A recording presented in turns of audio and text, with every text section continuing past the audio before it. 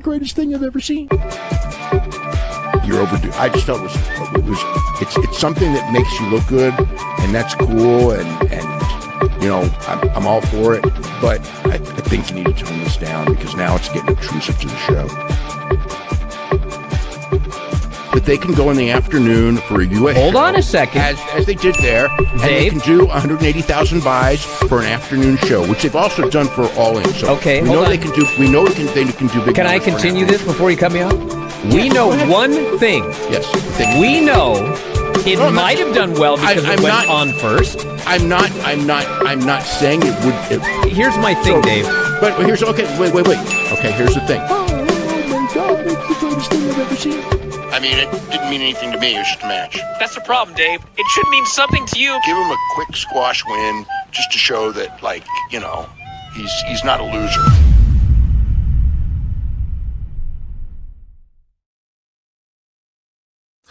What's happening, guys? Welcome to another eclectic edition of hashtag DMDMW. Dave Meltzer, dumb moment of the week. I am your host, the infallible Phil Marks. That is Phil S. Marks. Fucking Mark!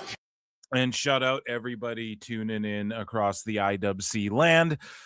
Today's show, Dave Meltzer crashes out about Tony Khan appearing on the Coach and Bro show. Also, we have Bryan Alvarez being short-tempered with people, WWE fans. He's a dummy. We're going to get into all of that and more. And there's not too much in here. There's not too much in Phil Marks bookmarks today for Dave Meltzer Dumb Moment of the Week. So everybody hit like, hit subscribe, hit retweet, rate this podcast 5 stars. All of that good stuff. You can super chat in or become a member for 99 cents on the YouTube channel. That's youtube.com/@ProWrestleClips. And make sure you check out patreon.com/ProWrestleTimes. We have one from Rabid Wolverine LC Killer 17 for 5. Says, do you think Dave Meltzer will give matches lower star rating for Dynasty after the Vince Russo interview? I love that you asked this question. I really love that you asked this question. Or, you know, the young superstar, you know, babyface, you know, the former heel thing. So I don't because Tone has done things in the past that Dave doesn't necessarily agree with, and he still rates it high and still puts it over and glazes it and everything like that. So to answer your question, I don't think he will give it any higher or lower star ratings, you know? Now he might, if Vince Russo was like, bro, let me tell you, I like Mercedes Monet, he might like rate her match lower, sure, but he already kind of does rate her a little bit lower than I think he would if she was anyone else, just because she's like chapped his ass a couple times. So without further ado, ladies and gentlemen, flutes in the chat, because it is time for everybody's favorite segment turned into its own show, and it is called Dave Meltzer's Dumb Moment of the Week, featuring Bryan Alvarez. So speaking of Bryan Alvarez, flying, crying Alvarez, he gets mad here and he gets very short-tempered. And we have a Lance Storm fail as well, where he completely shit on WWE. Not really shit on it, but got to the point where he's like, I'm turning this off. And then it turns out he ain't turning it off when it's AEW doing the exact same thing. So I like Lance Storm, but he might be grilled for the shill. You get grilled for the shill here at DMDMW. So Bryan Alvarez, though, he got mad and he goes, people seem to be confused about Bryan Alvarez's reporting regarding WrestleMania ticket prices being lowered. And I quote tweeted this. I was like, nobody's confused but you, little unk. I reported a couple of days ago that following CM Punk's promo on Raw, WWE lowered the ticket price a little bit for WrestleMania, and their plan is in certain markets, certain markets throughout the summer, Certain they are going to lower ticket prices. Certain markets. I'm Bryan Alvarez. Certain markets. Okay. Now, God bless them. God bless you all. God bless us one America. and all, as that guy said. Some people are so stupid that they misinterpreted that as CM Punk went off script, made a comment about ticket prices, and they were forced to lower them. Okay, listen to this smug laughing. So listen to how Bryan, we're going to jump around here. Listen how he sets it up. So he goes, I reported following CM Punk's promo on Raw, I had a report saying they're going to lower prices in markets. And some people interpreted that as me saying, because of his promo, they're lowering prices. Okay, Bryan, it's time. So then you're a dumbass and you're shitty at timing. Or you don't read the room well and you don't see what all the other dirt sheets are saying and how it just aligns with what they're all saying because of his promo. Everyone's saying that. Dave's saying that. The problem is it's F4W and The Observer. It's all encompassing. So if Dave says some shit or insinuates some shit, that goes on you. If you didn't want that, you shouldn't have partnered up with them. People are so stupid that they misinterpreted that as CM Punk went off script, made a comment about ticket prices, and they were forced to lower them. I got to mute myself. I'll mute myself. How in the possibly get that out of what I said? Because of what I said. And you're old and short and you're tired and you're just making up fake reasons to be outraged because you're not interesting. Your guys' wrestling reviews is, and then they did the match and it was what it was. Yeah, except it's like, well, the idea behind Bryan was, well, you know what, Dave? That's all it is. It's just boring, monotone. You just seem miserable to even be doing it. Okay? So I know you have to construct fake reasons to be outraged, but you're not that dumb, Bryan. You're not this stupid. And then it's just like, everyone's stupid. No, you're literally being stupid right now. You know why they think that. The plan was to do this, and then they worked it into a CM Punk promo for the Jiminy Christmas. And then he's doing fake cusses, censoring himself. Oh, hey, guys, look, I'm going to say, read. Oh, hey, I got a new bit, guys. Ready? I'm going to, you motherfucker. Now. Holy. They're going to lower some prices for certain shows through the summer. There's nothing to do with CM Punk. It was not a shoot that caused this. Okay? But I can't even remember what I was going to say. I got so angry. Because you're making it up. Because you're not even saying anything. That's why you're just fucking trying to pretend to be outraged about some shit. So, speaking of pretend outrage here, Lance Storm. And I have to share this one here. So Alfred Konowa at This Is Nasty at Pro Wrestling Bits, friend of the show. He said, Cody made a veiled reference to Vince McMahon 2 weeks ago on WWE Raw. It was enough to make Lance Storm quit watching out of protest. What a saint. Very curious to see how Lance handles Jericho's direct reference of Conor McGregor, found liable for sexual assault in 24. And Jericho just brought up Conor McGregor and in AEW, and that is Jericho and Lance Storm. They are old tag partners. So that is Lance Storm's old tag partner. Let's see if he switches off AEW. Let's take a watch. I'm sorry, I stopped watching when the initial Janelle Grant case came out. I gave them a break when he, I'm doing air quotes here, retired and left. When they brought him back, I said, I'm not watching. And now he's part of a storyline, and I just find it incredibly, what's the word, in bad taste. Oh, come on, buddy. Contract that says I can choose any available opponent for this Sunday at Dynasty in Vancouver. I can choose Conor McGregor himself. And no pop. So everyone's like, Connor McWho? Like, he has the new gen of MMA fans, like, they came after they're like the Fight Island generation, so they don't even like know who the fuck Conor McGregor is anymore. They're just like, what? Yeah, dude, I don't know, man. It's just funny. He will not keep that same energy. Lance Storm won't for one fucking second. And when he came out there in Edmonton there, buddy, and and he said Conor McGregor, and I was like, I'm out, buddy. I'm out. Is he gonna say that? He's not gonna say that. So we move along. And shout out Lance Storm. I like him, but like, goddamn.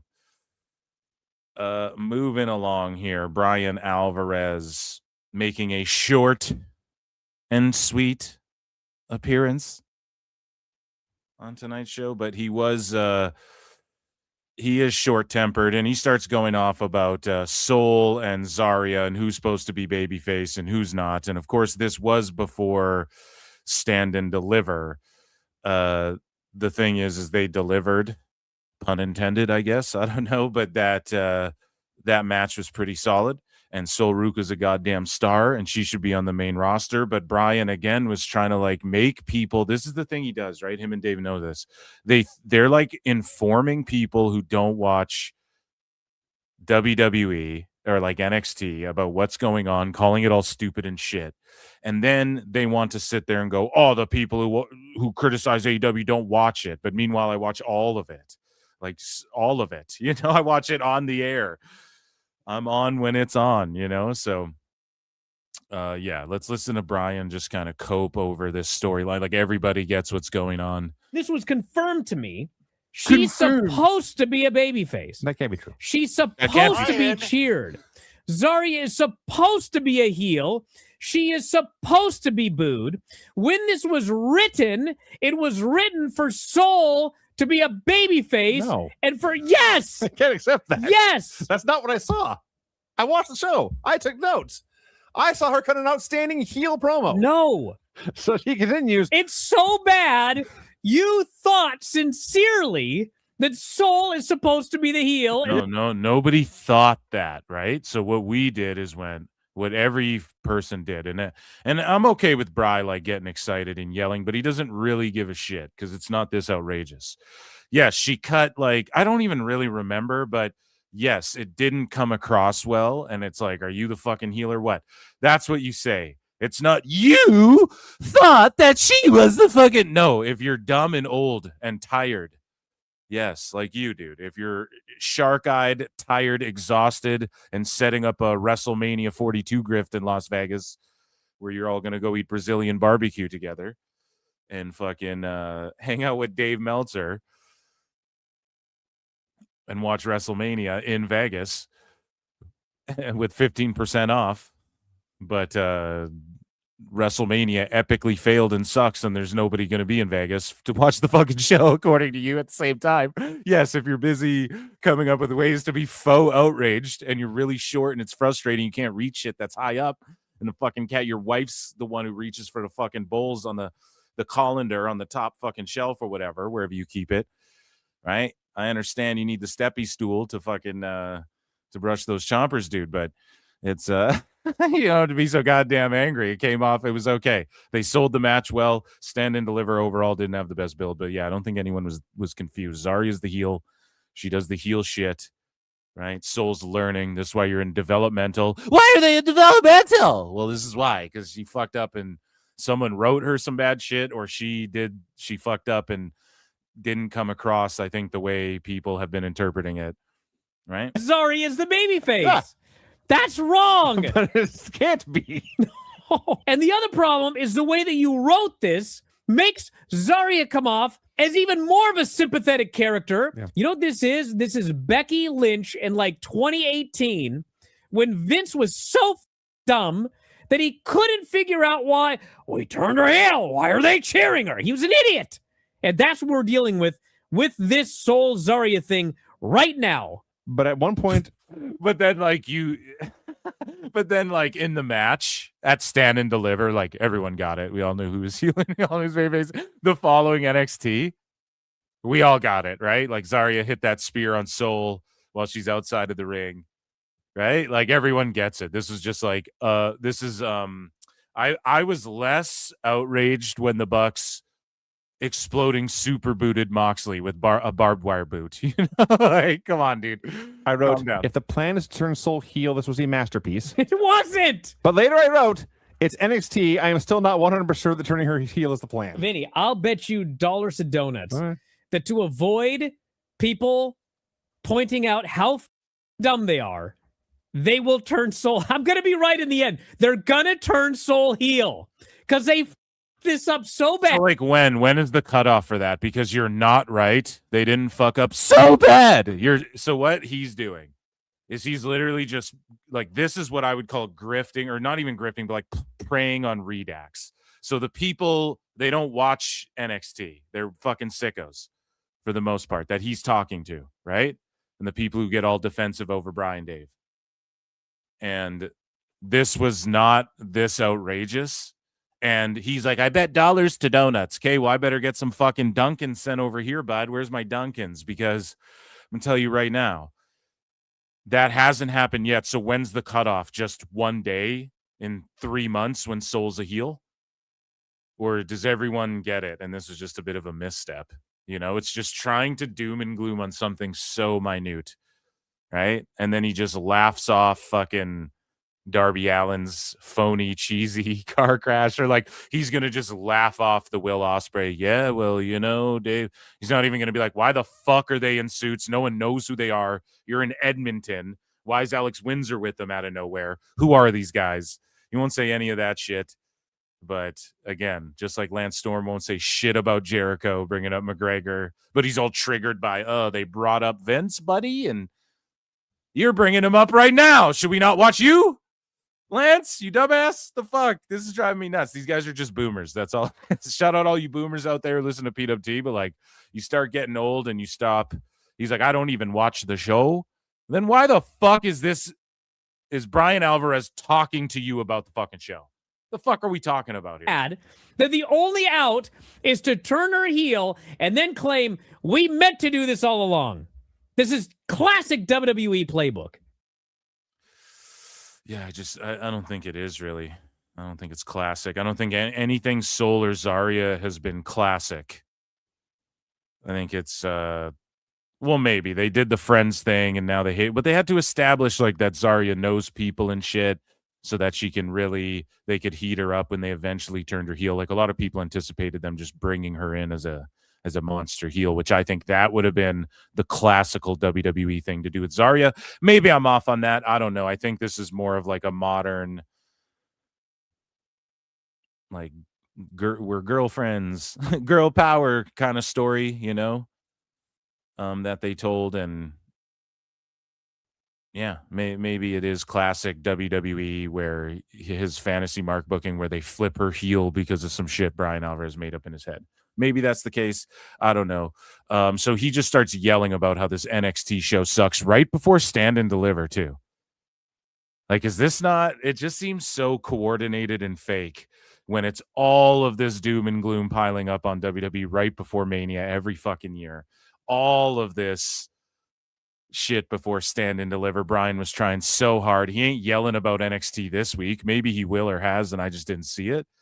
But like, come on, you were off dollars to donuts. Zarya speared Soul. They're still speared her out of her fucking shoes on at the ringside there, and they're still going with this. This NXT show sucks, dude. Like, it sucks. This show last night was as bad as it was in 2025 when it was so bad that I compared it to like 2018, 2019 Vince McMahon, and like, God, it's so bad. And here's the thing. It's like this Soul Ruka Zarya thing, dude. Oh. Guys, I told you well over a month ago exactly how this was going to go. I had people deny it. I had people say that's not what... Guys, I told you. And it's not like I'm some genius, guys. It's... Yeah, we know that, bud. We know that. Basic human psychology. It's so obvious what the fans are going to do, and they didn't do, but they didn't do any of this shit you said, stupid. So now what? I just don't get it. They're booking what? Soul as a babyface. They think that Zarya is like the heel in this scenario. And it's like, first off, she's not.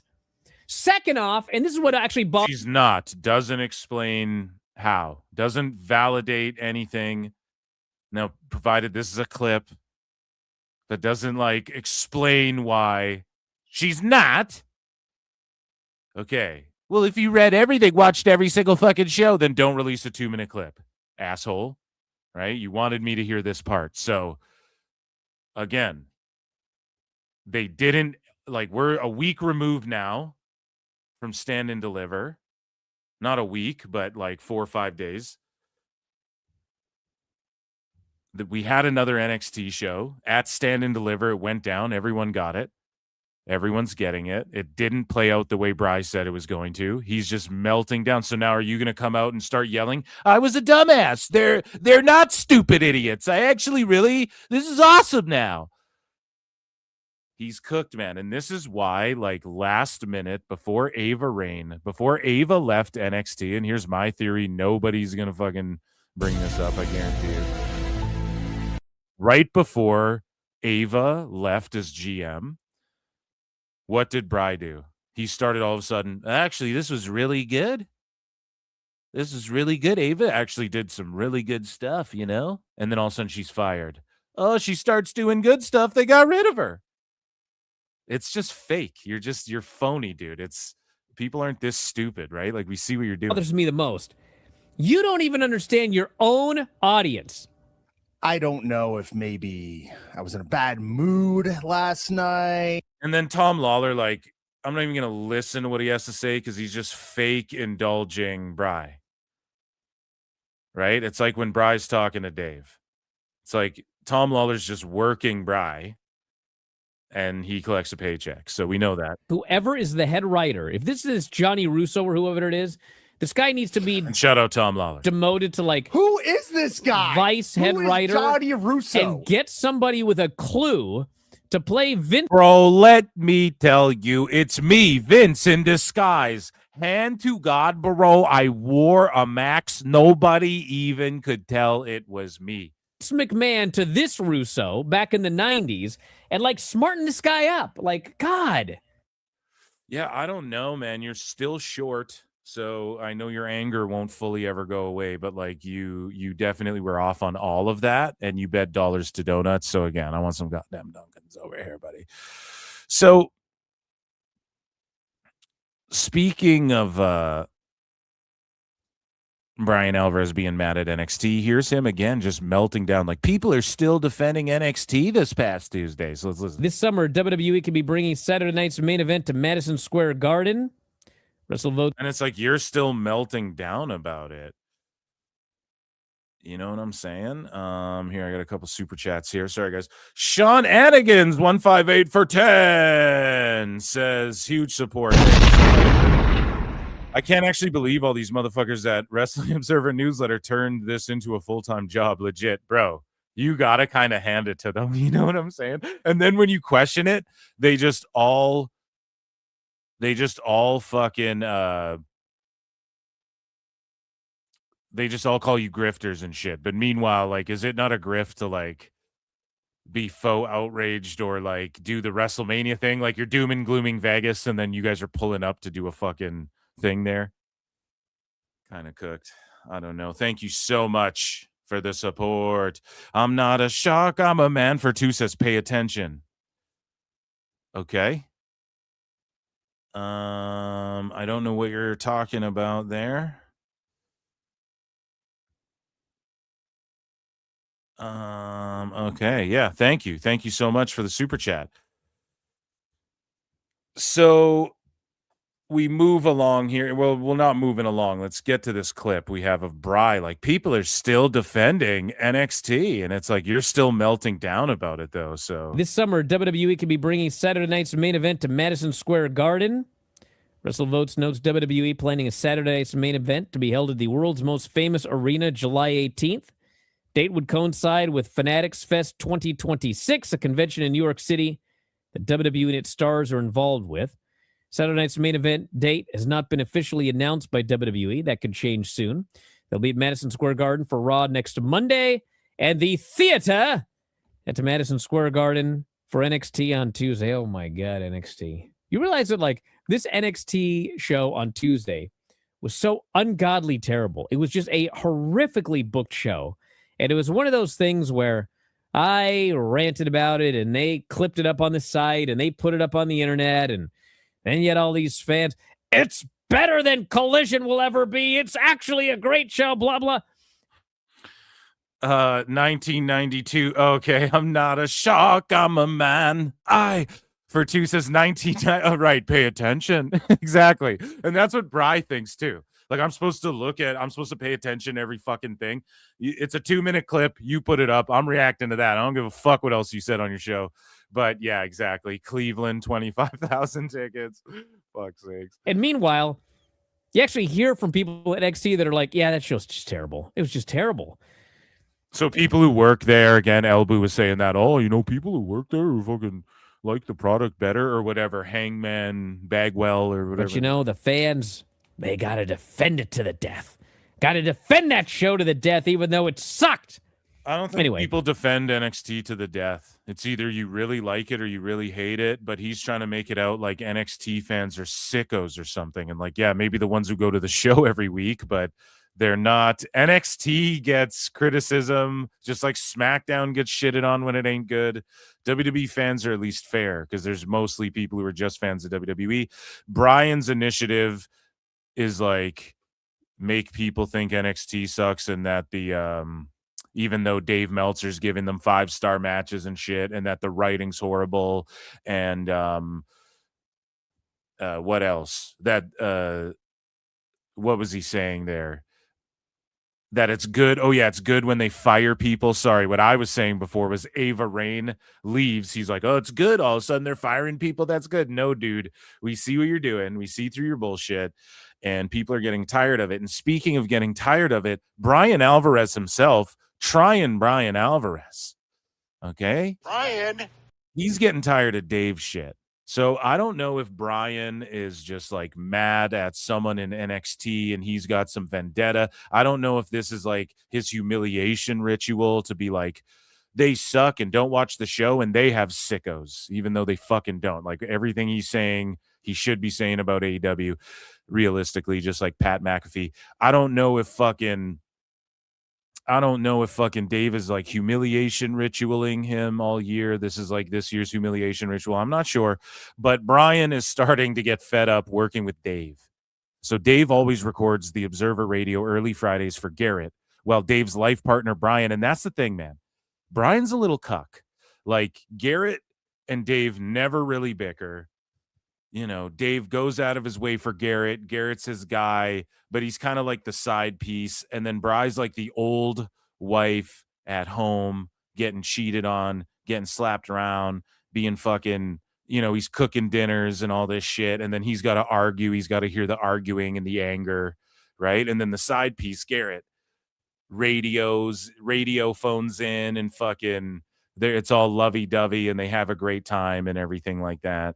So on the Bryan and Vinny show, they have a little therapy sesh, but Bryan is tortured and forced to listen to Dave drone on about the Ali Act at 1:30 a.m. on a Wednesday night. And Bry's up late. They're up until 1:30 a.m. talking about, it's like, I heard, it's like, Jack Perry and Marco Stunt 5 stars buyout.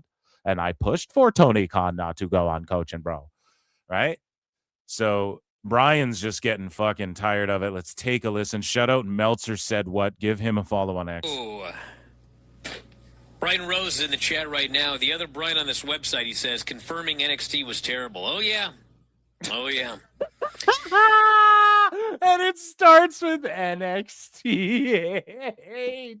You can't make it up. Sorry. That popped me, dude. Tired. I'm tired. Listen, he's exhausted. He's short. He's old. He's tired, dude. It's late.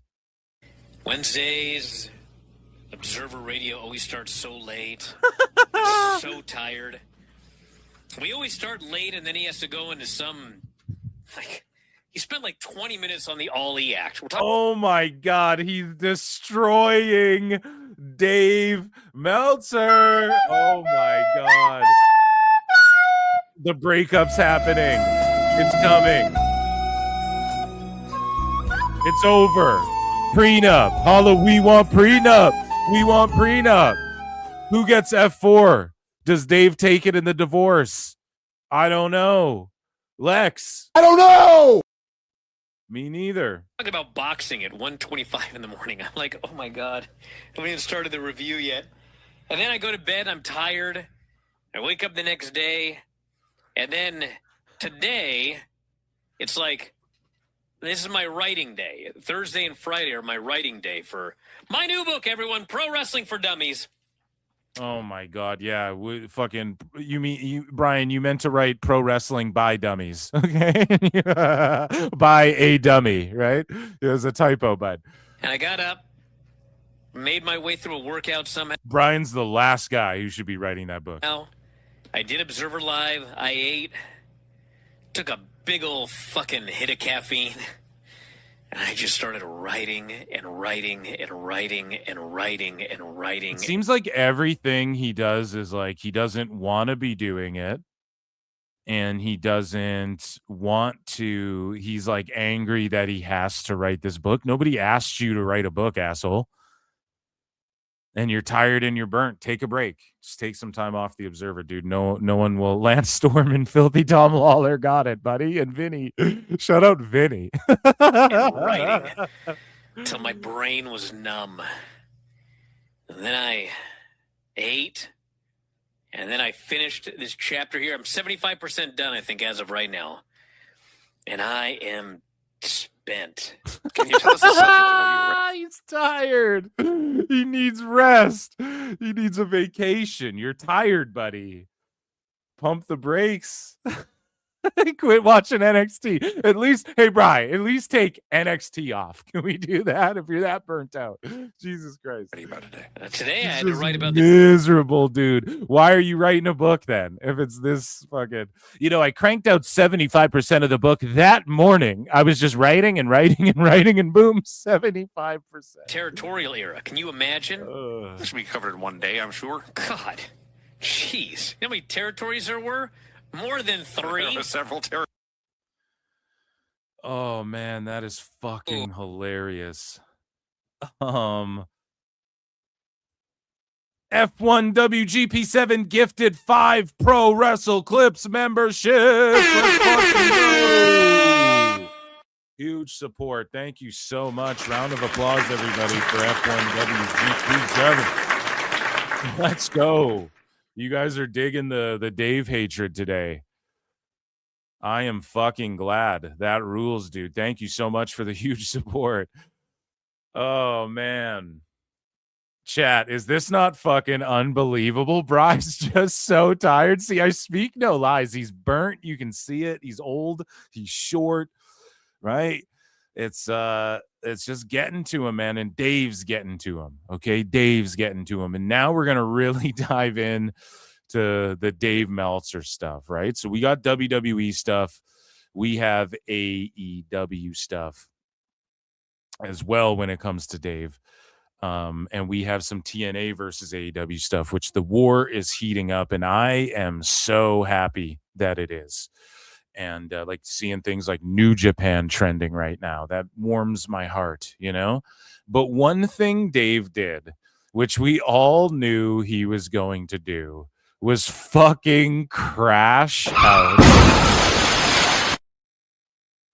over the coach and bro appearance of Tony Khan, or Tony Khan's appearance on the coach and bro. And your boy Phil EFAP the whole thing for like 2 hours. Go and watch it. It was a running, PWT running. But Dave crashed out. This is from SC Jerk Community, courtesy of Triple HHH, Paul L, Triplehausen's thoughts.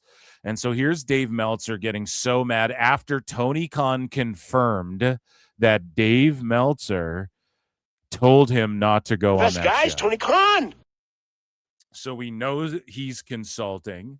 We know that they're consulting just professionally, if not like what podcast appearances, like as friends, they're consulting. Like, do you have a friend you call who gives you advice, or like maybe your wife? Everybody has a person where like, or your husband, I don't know, whatever you do, but everybody has that person that they like float to ideas by, or run how they're feeling or their plans, or is this a good idea?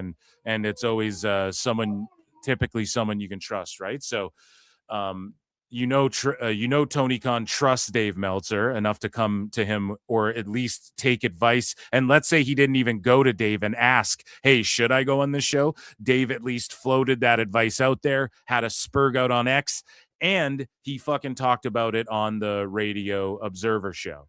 So this is from SC Jerk Community on Reddit. Dave Meltzer had this to say, and we need to warm up some flutes for this, because this is just another legendary meltdown. He's emotional. Dave is seething.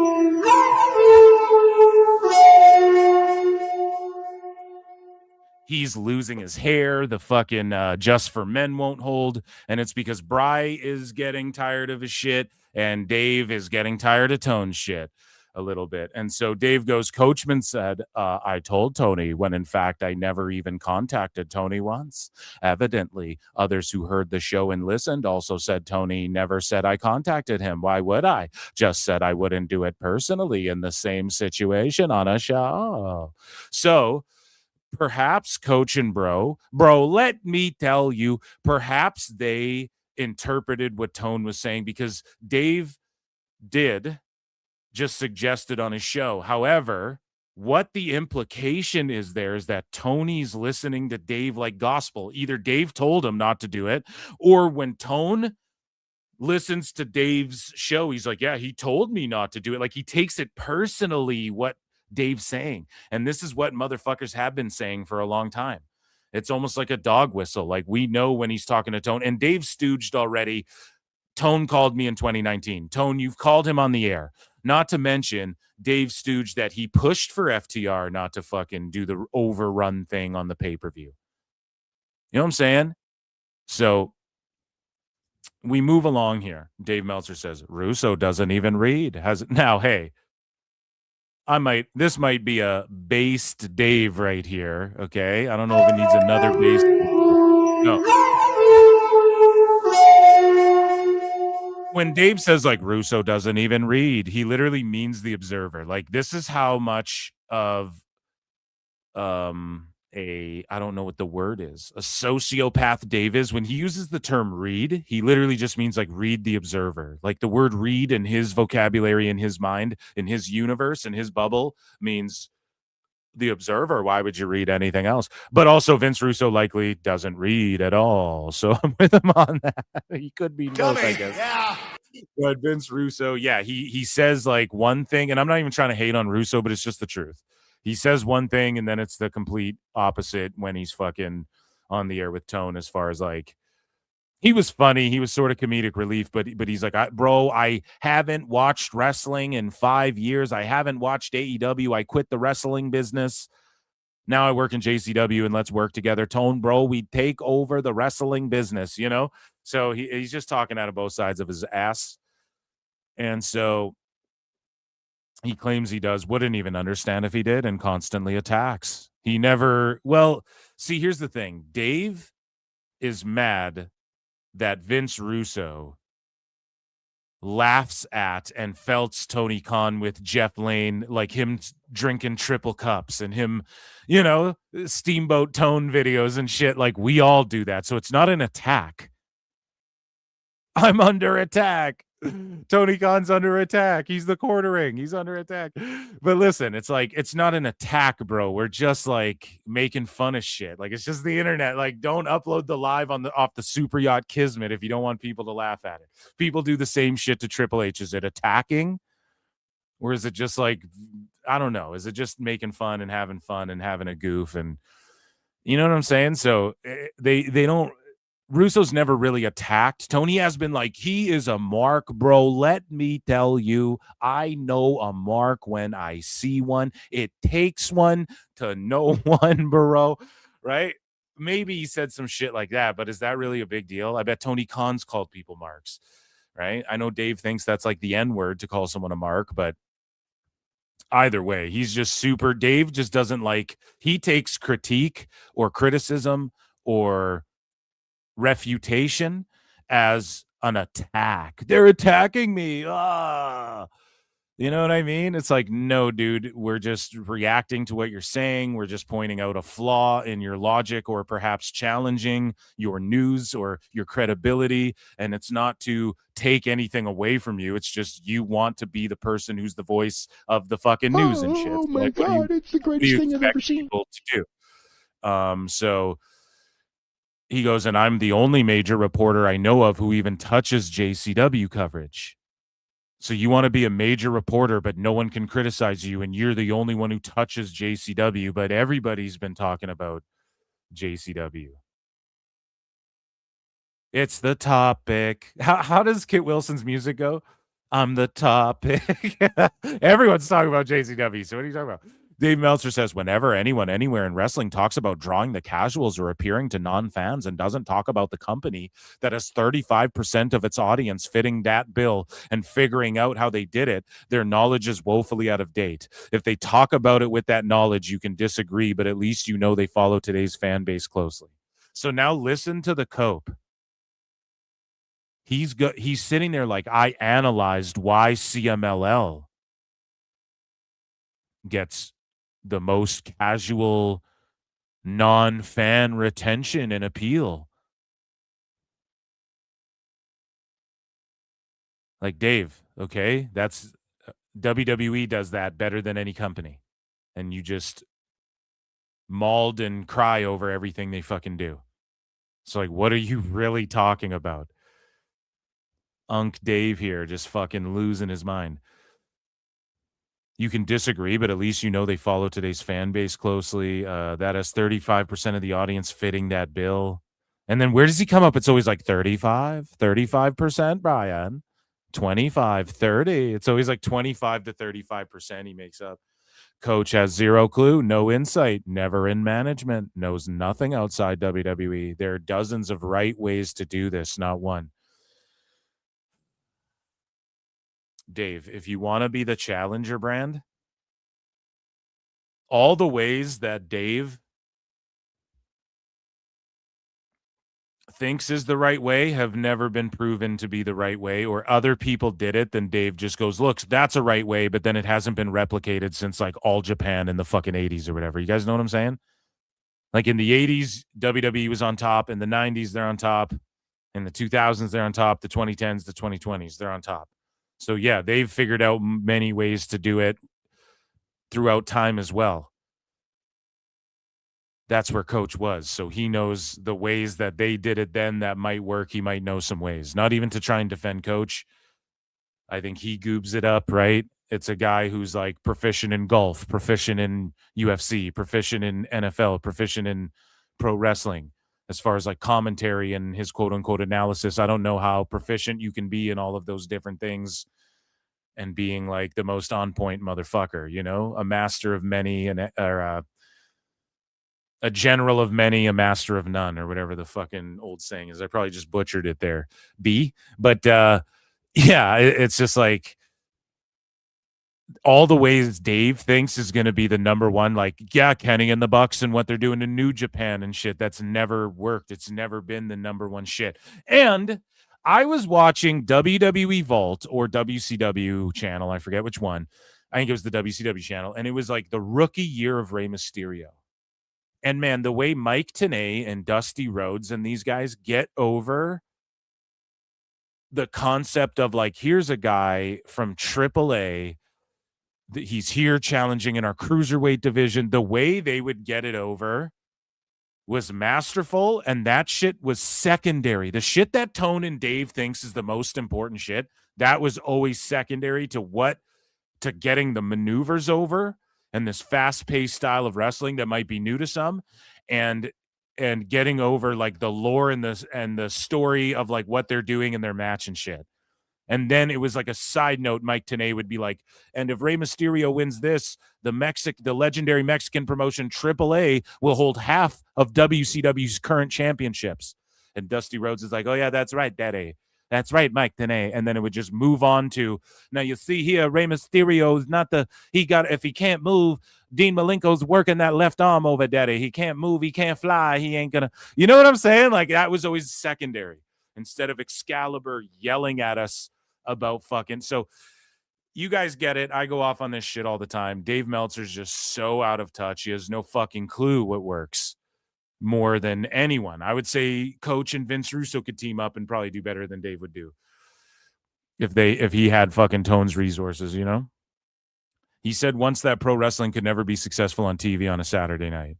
For those who know any history of wrestling, I mean, I agree. Coach is not like the sharpest tool in the shed when it comes to fucking like, you know, he was a performer and shit. He went from a commentary guy, or he went from like a backstage interviewer, then he was a commentary guy. He was on screen. He kind of did some heel shit.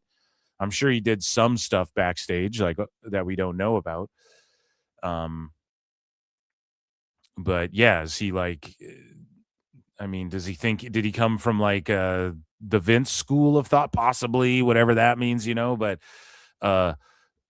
Dave Meltzer doesn't know any better than Coach, though, is the point I'm getting at. So for those who know any history of wrestling, that's quite a statement, isn't it? Those who don't study think they know more than people studied it more than anyone, which, I mean, that may be true. There's like the Dunning-Kruger effect. And yeah, I mean, that I think that is true. But at the same time, it's like, that's the thing. Dave is so caught up. He's so lost in the sauce of what he thinks because he has studied so much, like minute details, probably all the way down to everything that matters, though. Like, he's overanalyzed it to the point where he thinks that there's nothing more to learn. He thinks that there's nothing new that can be changed, or he has to reject anything that isn't him learning. He's worked himself into a position where he thinks he's the leader. Like, if he doesn't verify it, then it cannot possibly be true because I am the Stephen Hawkings of wrestling. And that's just not the case. You know, it just really fucking isn't, Dave. And people are trying to point that out to you, but it's like cognitive dissonance. You've like created a fucking wall around yourself. And it's not like you're incapable, or maybe he is at this point. Maybe he's getting like dementia shit. Has Dave had any strokes we don't know about, or that we do know about that I don't know about, or whatever? And not to at a fucking stroke, but to like, is there something going on that like I don't know about? Maybe, you know? Got to talk to his doctor or something. But yeah, he had a meltdown, and he melted down before Tone even went on the show. So we check in with Dave over here. And well, one thing, he actually got owned. So let's take a look at this clip right here. Right? And Tone got owned, or pardon me, Dave got owned by Tone because pretty much, well, let's read this excerpt. Here's Dave Meltzer. Shout out Switchblade 97. So here's Dave Meltzer saying he was told outright not to ask about Tony's bid on WWE. So did Tone tell him flat out, don't ask me about it? Or did Dave just make that up to try and protect Tone, to dog whistle and let other reporters know not to ask Tone about it? Like, either thing could be true. That's what's crazy. Like, you know, Dave's going to try and protect the him. best guy is Tony Khan. So did he just make that up, or was Tony Khan really, or was it just the Coach and Bro brought it out and now Tone's like, whatever, I'll fucking talk about it, I guess. But if this is the case, like, this is what I mean.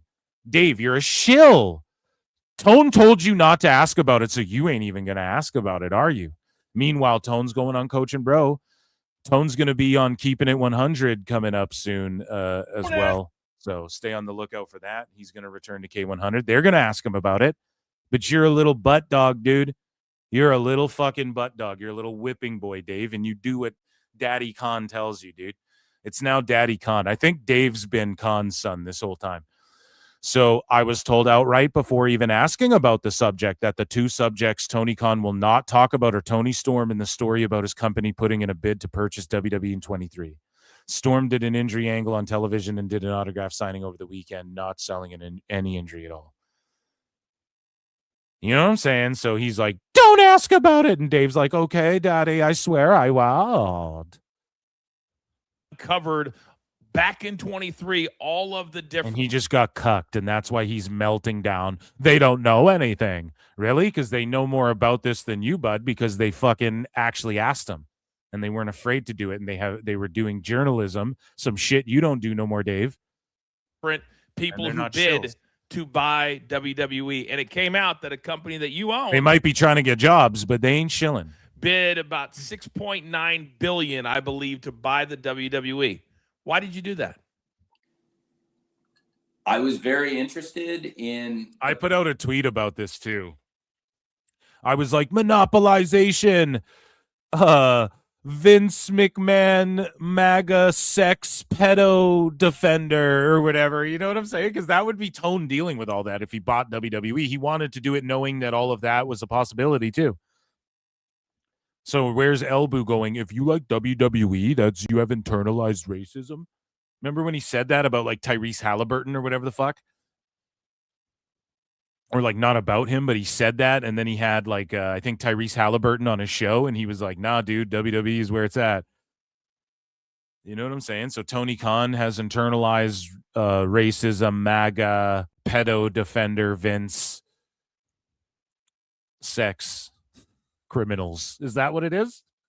Sickos? Is that Tony Khan? Okay, got it. Process. And I think that if there was going to be a sale, I would at least want to have a chance to be involved. And if it had gone for any less than that, I would have really kicked myself.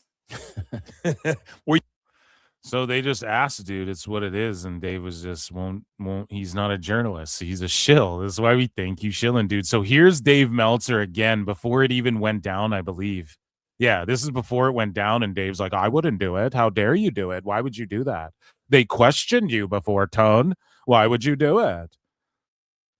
And it's like, well, because Tone's not being a fucking baby, because he sees the writing on the wall with this Paramount shit, and he's really going to try and turn shit around and make it look more like a sports entertainment company to try and fucking secure himself a TV deal or show that there's value or possibly even work with WWE because he tried to fucking buy the company. You ever think about that, Dave?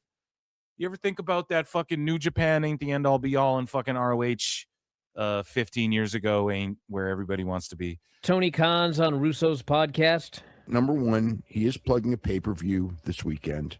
So I think that, you know, he wants to get out publicity on the pay-per-view, and he'll probably be pushing that. He sounds so disappointed. I mean, he just probably wants to push publicity for the pay-per-view. They didn't talk about Dynasty once, Dave. So you're wrong. You're fucking wrong. Oh my God, it's the greatest thing I've ever seen.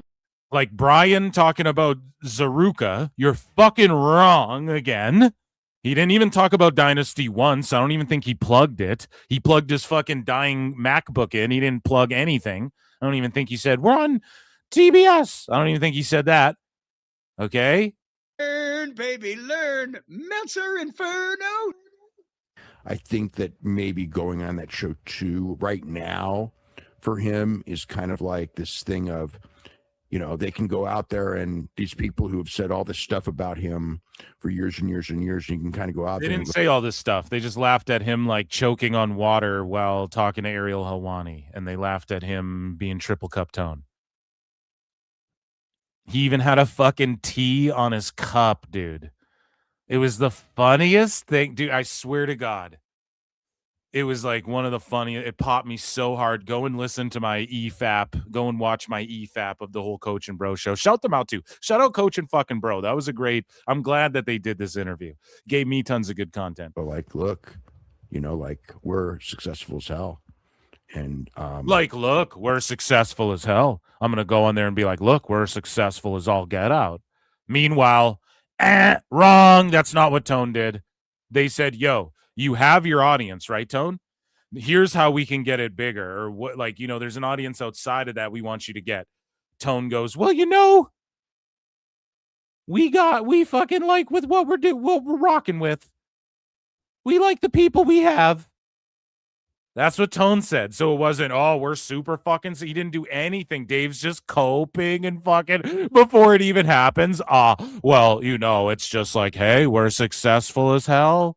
Who you trying to convince, huh? You are coping and seething. You just can't accept what you're seeing. Yes, you're coping and seething. The truth it is scalding, and now you are molding and coping so hard. Coping and seething. And, so it's kind of like, the people who said you're doing terrible, you don't know how to do this, whatever. But it's an interesting dynamic. I mean, Tone went into that interview, and Dave's like, "Oh, the people who said you don't know what you're doing, and you don't know everything you're doing is wrong." And then Tone went into that interview and was like, "I'm just going to take the higher road. That's what Jesus would have wanted." I stopped, and even when Vince and them were trying to talk him back into his old ways, right back to my old ways, right? They were trying to talk him into like, go cutthroat and talk shit, and Tone's like, nah, I'm doing what I'm doing now.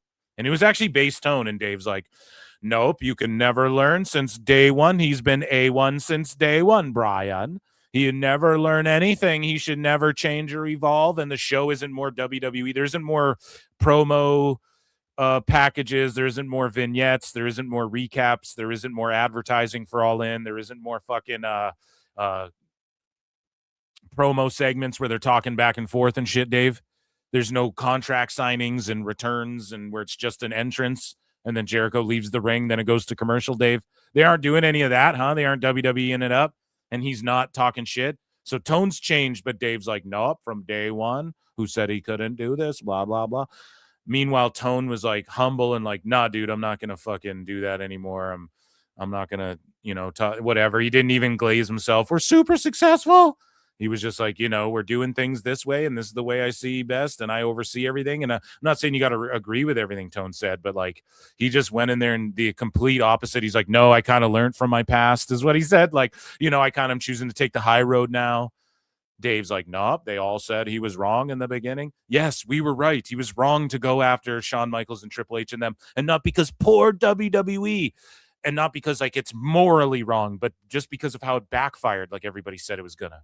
Like that was stupid to like bring up Cena and Undertaker when you're struggling, when your fucking ratings were struggling and shit. Like it's just, it was cooked to do that, and he realizes that, but Dave doesn't get that. Well, I'm talking about the business, Phil Marks. Okay, but they're not making money the way you lied about they were either, Dave. They're not making $3.6 million a week. No one said that but you. The only time Tone's ever said anything was hopefully start making money. We went over that interview like 6 months ago, a year ago, where he said, well, I think it was like a year ago, hopefully we'll start making money or whatever the fuck he said, however he worded it. You know what I'm saying? That they'll kind of do a 180 on him anyway. You know what I'm saying?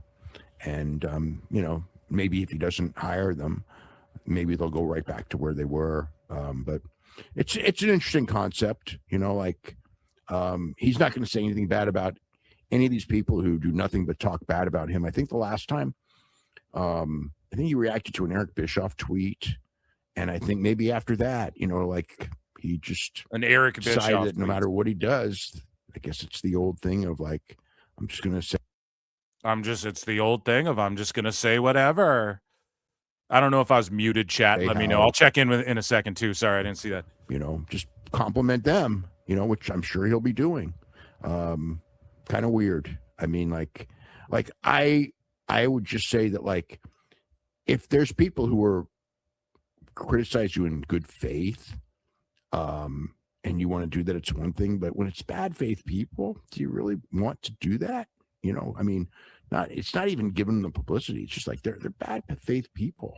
So there'll probably be a lot of talk. He'll probably say a lot of stuff. They probably won't challenge him on his bad faith. It's bad faith, Bryan. Jesus Christ.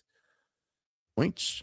Maybe they're bad faith. Why are they bad faith? Because they're gonna have an honest discussion. That's bad faith to Dave. Well, we'll see. I mean, it's intriguing. It's People talk about it. intriguing. People talk about. He's just mad that it's not his shill interview, and it's not going to make headlines like his shill interview. It's all fucking Dave is upset about with this.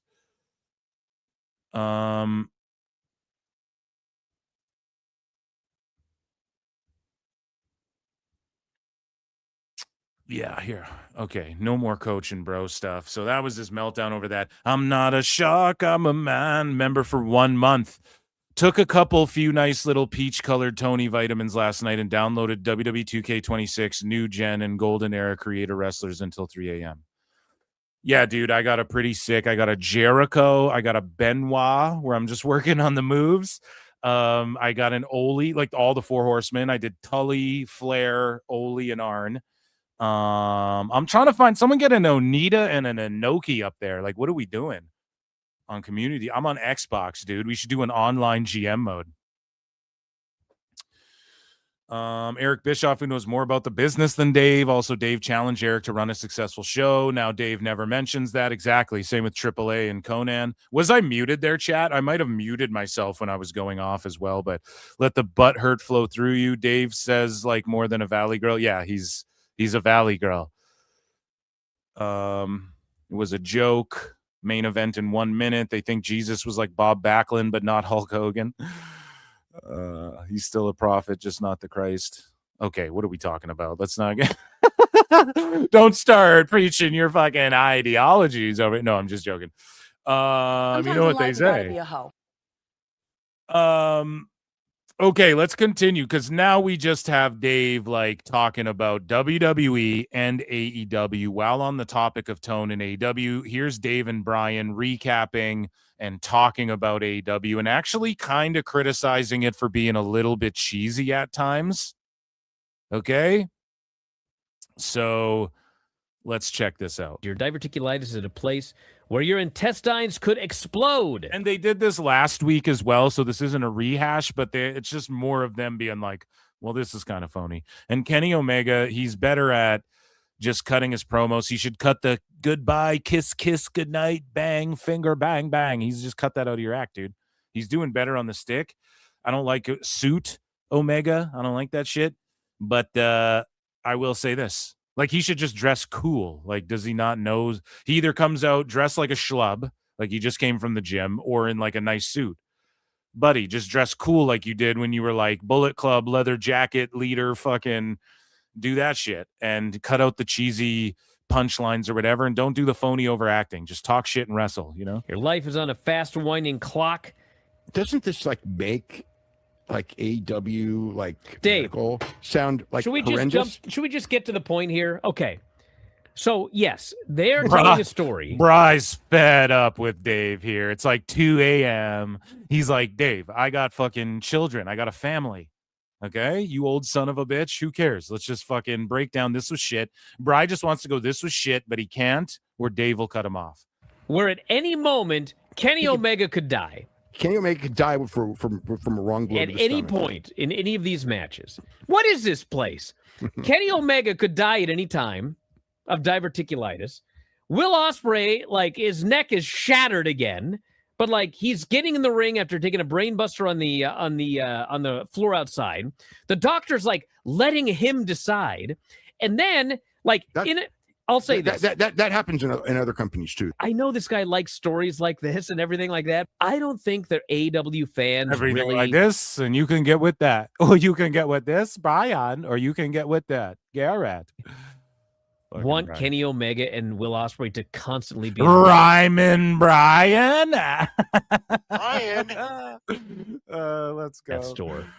Like, it was cool when Kenny came back and you didn't know about that first match, you know, that famous match with, but like once the first match is over, you know, it's like, okay, is he good or not? And the same thing with Will Ospreay. Like, we're told that he's cleared. We're told he's good to go, but like he goes in there and is constantly murdered and constantly selling that his head's going to fall off. So I think that that's one of the reasons that this match didn't have like great heat. It's like, I don't think people just want to sit there and be worried that this guy's going to get killed at any moment. That's my speech.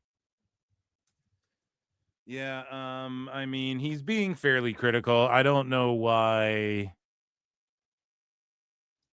I don't know why Bry isn't like yelling like the way he was about this. Was way when Kenny was like spitting up the blood. That was way more egregious than like whatever Zario was doing. I don't know.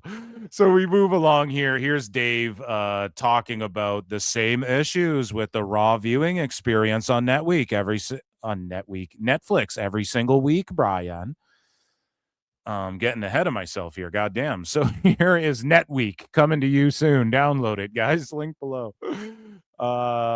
So here is Dave. It's where you get to watch things for 1 week, then they go away. Dave Meltzer, whose memory only lasts a week here, is complaining about Raw on Netflix. Let's check it out. Well, we got to talk about Raw, and that means we got to talk about your viewing experience, Dave. How'd it go? It kind of sucked. I mean, I don't know what was wrong today. Obviously, every week Raw is different. Every week there's a new disaster. Well, it's not necessarily a disaster. Every week there's a new disaster. You guys are just lying. Liar! Yo, okay, so 1 week the fans see the commercials. The next week, it's just like the wrestlers posing, and it's like boo, boo, boo. And meanwhile, that's what the international people get for SmackDown for half the commercials, then half you get to. Every week, there's a new disaster. Like what? Name a disaster. The fuck you talking about, buddy? Have a disaster. Yeah. So I think I tuned in about 45 minutes in. And all the disasters already happened. A hurricane. Yeah, it rolled through my place as well last week. Want to start the beginning, and it would not let me start the beginning. So now they're talking about the rewind feature or the play from start, which I think they remedied. And like people just melted down on X. It's like, okay, guys, they're going to fix it, right? So like that whatever happened, obviously that's a big fuck up, but like for any live event, they allow you the ability to replay or play from beginning or whatever. They obviously weren't going to keep that a part of it. And if it's still going on, then maybe I'm wrong, but I don't know. I had Raw on the other day. I was rewinding, starting from the beginning. I fucking went back and rewatched the last 15 minutes of with Brock and Oba and all of that. And when they announced Demon Finn and all of that of Raw. So I don't think it's persisting. Maybe it's just in America. I don't. Chat can let me know, or let me know in the comments. But again, they're like, it's a new disaster. Okay, one Raw, it fucked up. Like, did that happen on a Star Search episode?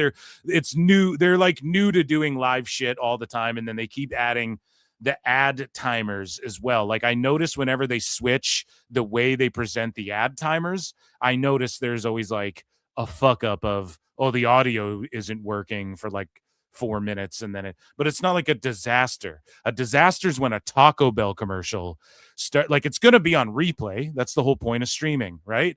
A hockey game, the idea, especially with you marks like Dave and Brian who want to pretend it's real wrestling, it's a real pro wrestling, man. Okay, so a hockey game you don't turn on and then rewind to the beginning. If you catch it in the middle, oh, it's the second period, you're fucking watching from the second period, bud. So maybe they were trying that. Maybe they wanted to see the fan backlash from that. If that was the case, I don't know.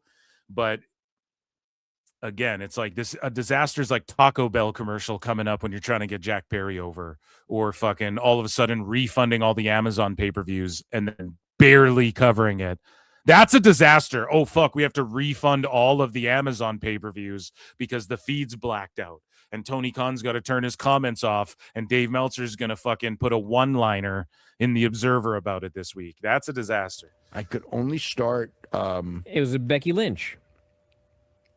I started with Becky Lynch. Yes. Yeah. Is that what it was? Well, because about an hour or an hour and a half into the show, all these people on Twitter were complaining that you couldn't rewind. And then other people were like, well, you can rewind, but it only lets you rewind 30 minutes. And so I went up and I rewound. It let me go back 35 minutes, but it was to the beginning of the Becky segment. And then everybody... it's a fucking glitch. So it glitched out with the commercials. That's exactly what I said. And here's how that works, right? So if you're watching Raw, like even on replay, and then you fast forward a bit, and then let's say you fast forward up until like 3 seconds or like 5 seconds, or I don't know, 10. I don't know what the limit is on it, but you guys will notice this. Test this next time you're fucking watching it on replay, or just pull up your Netflix and try it. Fast forward a bit, and then for like a couple minutes, then hit play, and it will start you at where it comes back from commercial break. So that's actually Netflix trying to work out a cool feature so that you don't accidentally like, oh, I fast forwarded too much and I missed this little fucking. And so it just glitched out one of the episodes, and they addressed it immediately. So again, like it's okay the day of people melting down, but them just like every week it's a disaster. Else was like I Really? couldn't go earlier Is than it the really? Becky segment. That's what was me. I Yes. started with the Becky segment. And I go, well, I want to watch the show in order. I don't want to watch the end first and then watch the beginning, which is what I ended up doing. I got to the first commercial break, and that stupid screen Okay, came. but Dave, you were doing that anyways because you tuned in 45 minutes late. So if this was 45 minutes late and it was on Spike TV back in the day or TNN or whatever the fuck, you would have tuned, or USA Network, you would have tuned in 45 minutes late, then you would have watched the beginning later anyways. So what are we talking about? Manage your time and get there on time. You're never 45 minutes late for Dynamite, Dave. And you're up until 2 a.m., 3 a.m. talking about it with Bryan. He's losing his fucking mind. So what are you guys talking about? Up, and the little thing in the corner said there's going to be 8 ads. And I hit the button, and it wouldn't let me fast forward. And I swear to God, I just thought, you know what? Fuck you, Netflix. And I started going like this, like over and over. Oh, that's so intelligent. Pro Wrestling for Dummies coming to you from a fucking Curious George. This shorty pie here who's fucking furiously hitting buttons like a chimp in a zoo. Fucking, how does this work? Fucking cutie Bryan Alvarez over here. Cutie pie Bri. And it skipped. Like it actually skipped past the commercials. So then the next one came, and and that's the one thing too. If you watch on replay of Netflix, I will say this too. If you don't start rewinding when the ad fast forwarding when the ad is like pops up properly, then you have to watch those ads. Like you can't rewind or skip it or whatever. So you got to fast forward through the ad part quickly, and you can skip the ads that way, and then it will just play you from where I said, from when the ad comes back. That's a little trick too, but that's on replay. So you're talking about live Raw. I don't know about all that, right? I hit the button, and it was like an unskippable commercial. And so I tried the same thing. I just would not give up hitting that thing. I was like, unlike John Cena, I wouldn't quit. And after like hitting it like 3 or 4 times, it jumped forward. Yeah, we get it. You're doing a radio show, asshole. Stop banging the table that your microphone's on. You're a fucking professional broadcaster. Forward. So now, I don't know if it's going to be like this every week, but I did manage to skip the commercials. Man, I hope it's not like this every week. Just because I wouldn't quit hitting that stupid forward button. Wow, super fucking... Bry's so angry. He's fed up. He's tired. He's losing his mind. He's losing sleep. It's affecting... I mean, in my opinion, it's probably affecting his personal life. I mean, that's a look at how he watches television angrily. Bri, you hate pro wrestling. Like, why do you deal with it? You hate it. It just infuriates you. It makes you angry. You have to stay up late. You're not getting sleep. It's unhealthy. You're trying to write a book, and you have to crank out a bunch of it in the morning because Dave's cranking out a bunch of stuff while fucking writing about Dynamite and reviewing Dynamite, and he can't record. He spends 20 minutes on the Ali act, and you're losing out on sleep, right? Time is precious, Bri. Like, just take a break, man. You need a vacay, another vacay. I know you went away for 2 weeks, but were you writing your book then, buddy? Is that really a break? Like, you just hate this. You're tired. You're upset. You're yelling about it. You're fucking. Well, we got to talk about Raw, and that means seriously we got to talk breaking your remote in your living room over this. Holy! So Pat McAfee returned to WWE, or pardon me, Gunther returned to WWE as well. We're gonna get into Pat McAfee stuff, but Gunther versus Rollins. Here is Dave's breakdown of Braun Breaker, and all the sheets were like Braun Breaker was gonna be there, and then he just wasn't there. Gunther and Seth was not about Braun Breaker not being cleared, because in fact Braun Breaker has already been cleared. They just made the decision that they didn't want to do Seth Rollins and Braun Breaker because they didn't know with such little lead time, because they think that that's like a potentially really big program. When I watch TV, I'm fucking zen, dude. I'm like laying in the cut. I'm just like eating a snack, having a drink, just enjoying it, watching Daredevil, man. It's been pretty good. You know what I'm saying? Bri is just furiously I was watching Rey Mysterio's rookie year, just enjoying it. Went to sleep watching that shit. laid up, feet up, chilling.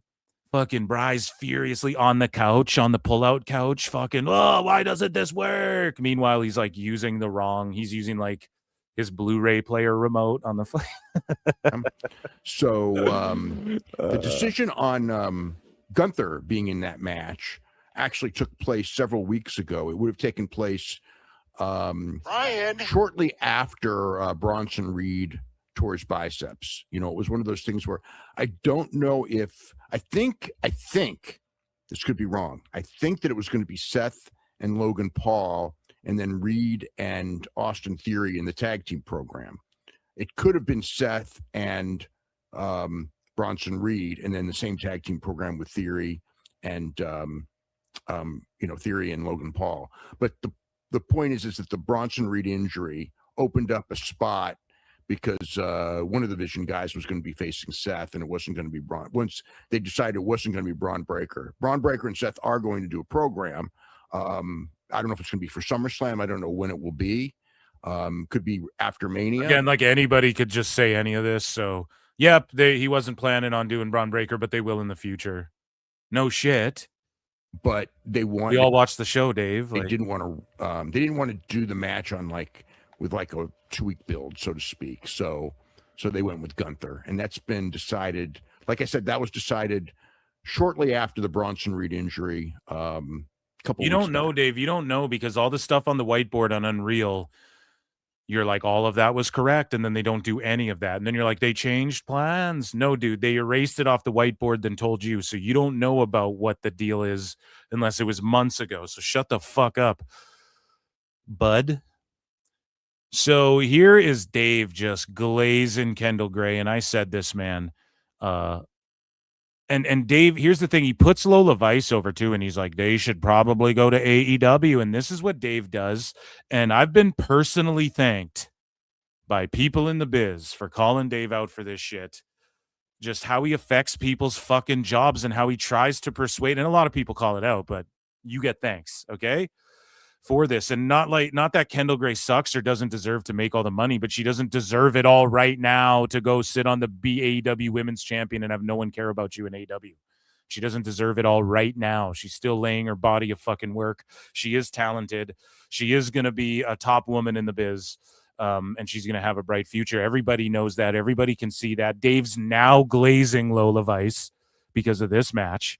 And Dave is like, they should just go to AEW. And this is Dave advising Tone to fuck in the same way he was like, Tone shouldn't go on the Coach and Bro.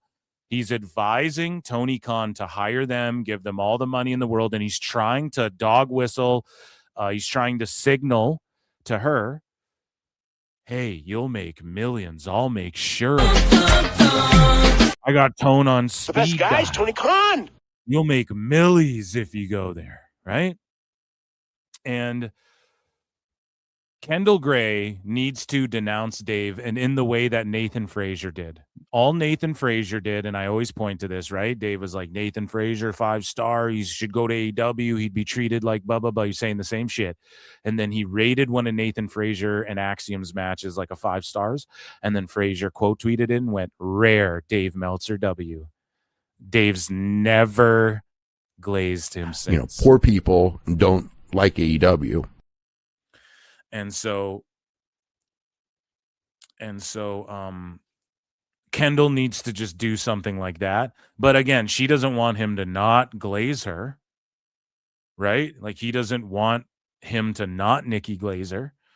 Oh, go Glazer. I barely met her. Oh, I don't even know her. Go. I'm over here now. Right? So now he's talking Lola Vice too. And you got sickos going Lola Vice and blah, blah, blah.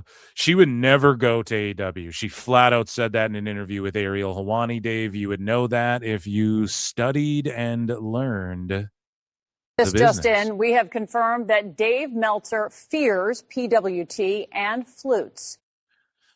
And Kendall Gray, I don't think would go there either. I really don't. And the other problem is like, why is Dave so insistent on, and I need all the sickos and Brian and Dave and all you fuckers to listen to this right now. Why is AEW just all about And why is Dave always pushing poach NXT's developed fucking stars? They'll go make millies there. Take Javon. Come on, Tone. Get Javon. He had Javon. He fucking fumbled it. Tone doesn't know how to make a star. Why doesn't Tone develop a fucking star? Why do you want him to just sign all of the NXT people? Is it because the PC fucking rules? Jesus Christ. So let's take a listen to this. Kendall Gray is Kendall Gray is she's super. unbelievable. She's going to be the best woman wrestler this country has ever produced. Seriously. I've never seen. She's way better than Mercedes was at the same stage. I'm not saying she's the biggest star, but in the ring, who's even at her level of wrestling in the past, present, or future? There's nobody. So they end up doing a deal where Lola gets her in a guillotine. Kendall's trying to get out of the guillotine. She can't get out. So she does a Northern Lights suplex. The referee in the ring counts 1, 2, 3. And the crowd goes, oh, she beat her with the Northern Lights suplex. So the referee goes to raise Kendall's hand. But the referee who was on the outside jumps in the ring and goes, no. Kendall tapped. And in fact, they show a replay. And as the ref is on one side counting the pin, Kendall is still in the guillotine, although she's done the Northern Lights, and she taps. So it is, in fact, a disputed finish, which is fine. I don't care about a disputed finish or a three-way at the pay-per-view, but they have Shawn Michaels come down and start talking to the referees, and the fucking show goes off the air. They don't even make an announcement on the actual television show. Oh, my God, Bri. You're so garbage. You're trash, buddy. Pack it up, buddy. Get some rest. Get some sleep. They don't even announce on the show. It's like a real fucking sporting thing with an ended time. You know what I mean? It ends at a certain, well, maybe a sport would go overtime and they'd make the announcement, but it is a scripted show. It ends at the time it fucking ends. They haven't made the decision yet. This isn't AEW where all of a sudden Excalibur reads off 12 fucking matches before they go off air and expect you to remember what night they're on and when they happen. Bri. They, again, man, it's just like the social media numbers rival everything else. So it's going to get clipped. It's going to get put on Twitter. They're going to make the announcement. They give you a reason. Well, what happened? They didn't even announce it and tell me everything right then and there. Oh, so like maybe you got to tune in next time and fucking see what the decision's going to be. Or maybe you got to go look them up on Twitter and give them a follow and go, what the fuck's going on? I need to know what happened. Huh. Seems like you were very intrigued, and now you're, instead of like, well, they hooked me. I mean, I got to figure out what happens next. I got to figure out what happens with this match. Instead, it's a negative to Bri. It's just cooked, man. You need sleep. Oh, that last week, like 600,000 people watched or whatever. And then it took them 2 days to go on social media and tell us it was going to be a three-way at Stand and Deliver. Yeah, I mean, maybe that sucks. I don't know. It's just underestimating the power of the social media. It's the same thing with the fucking Goldberg, them cutting Goldberg off, and then it was on socials, and then that's what was trending instead of All In. I just think they know what the fuck they're doing. They want to leave a cliffhanger. They want you to be like, what the fuck? I got to watch Stand and Deliver now. I got to watch. What the fuck? Oh, let me follow you on socials and see what the fuck is going on. Holy shit. Am I subscribed to their YouTube? What the fuck happened? Is there any, what?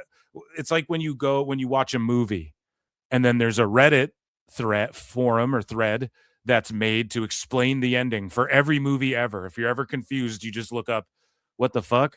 Even the newest movies, people leave the theater and Google, or they look up on Reddit or something like that. What did people think of the finish and shit? You know what I'm saying? So it's just creating a little anticipation for the big show. I think and why are they doing that? It's because the build maybe wasn't the best to Stand and Deliver. There wasn't a lot of hype on it. And so I don't entirely blame them, but it is maybe a little hot shotty, but Bri was hooked. You see how excited he was and like, oh, this is great. He's just talking about how great this shit is. And then he just, this was bad at the very end. That Dave's looking at him. Come on now, Bryan.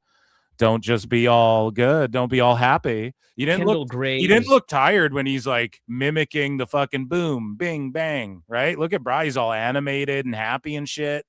And then Dave's like, okay, Bryan. He looks down. Sorry, Daddy. That's the look. Oh, I'm sorry, Dave. Yeah, it was bad. I'm sorry.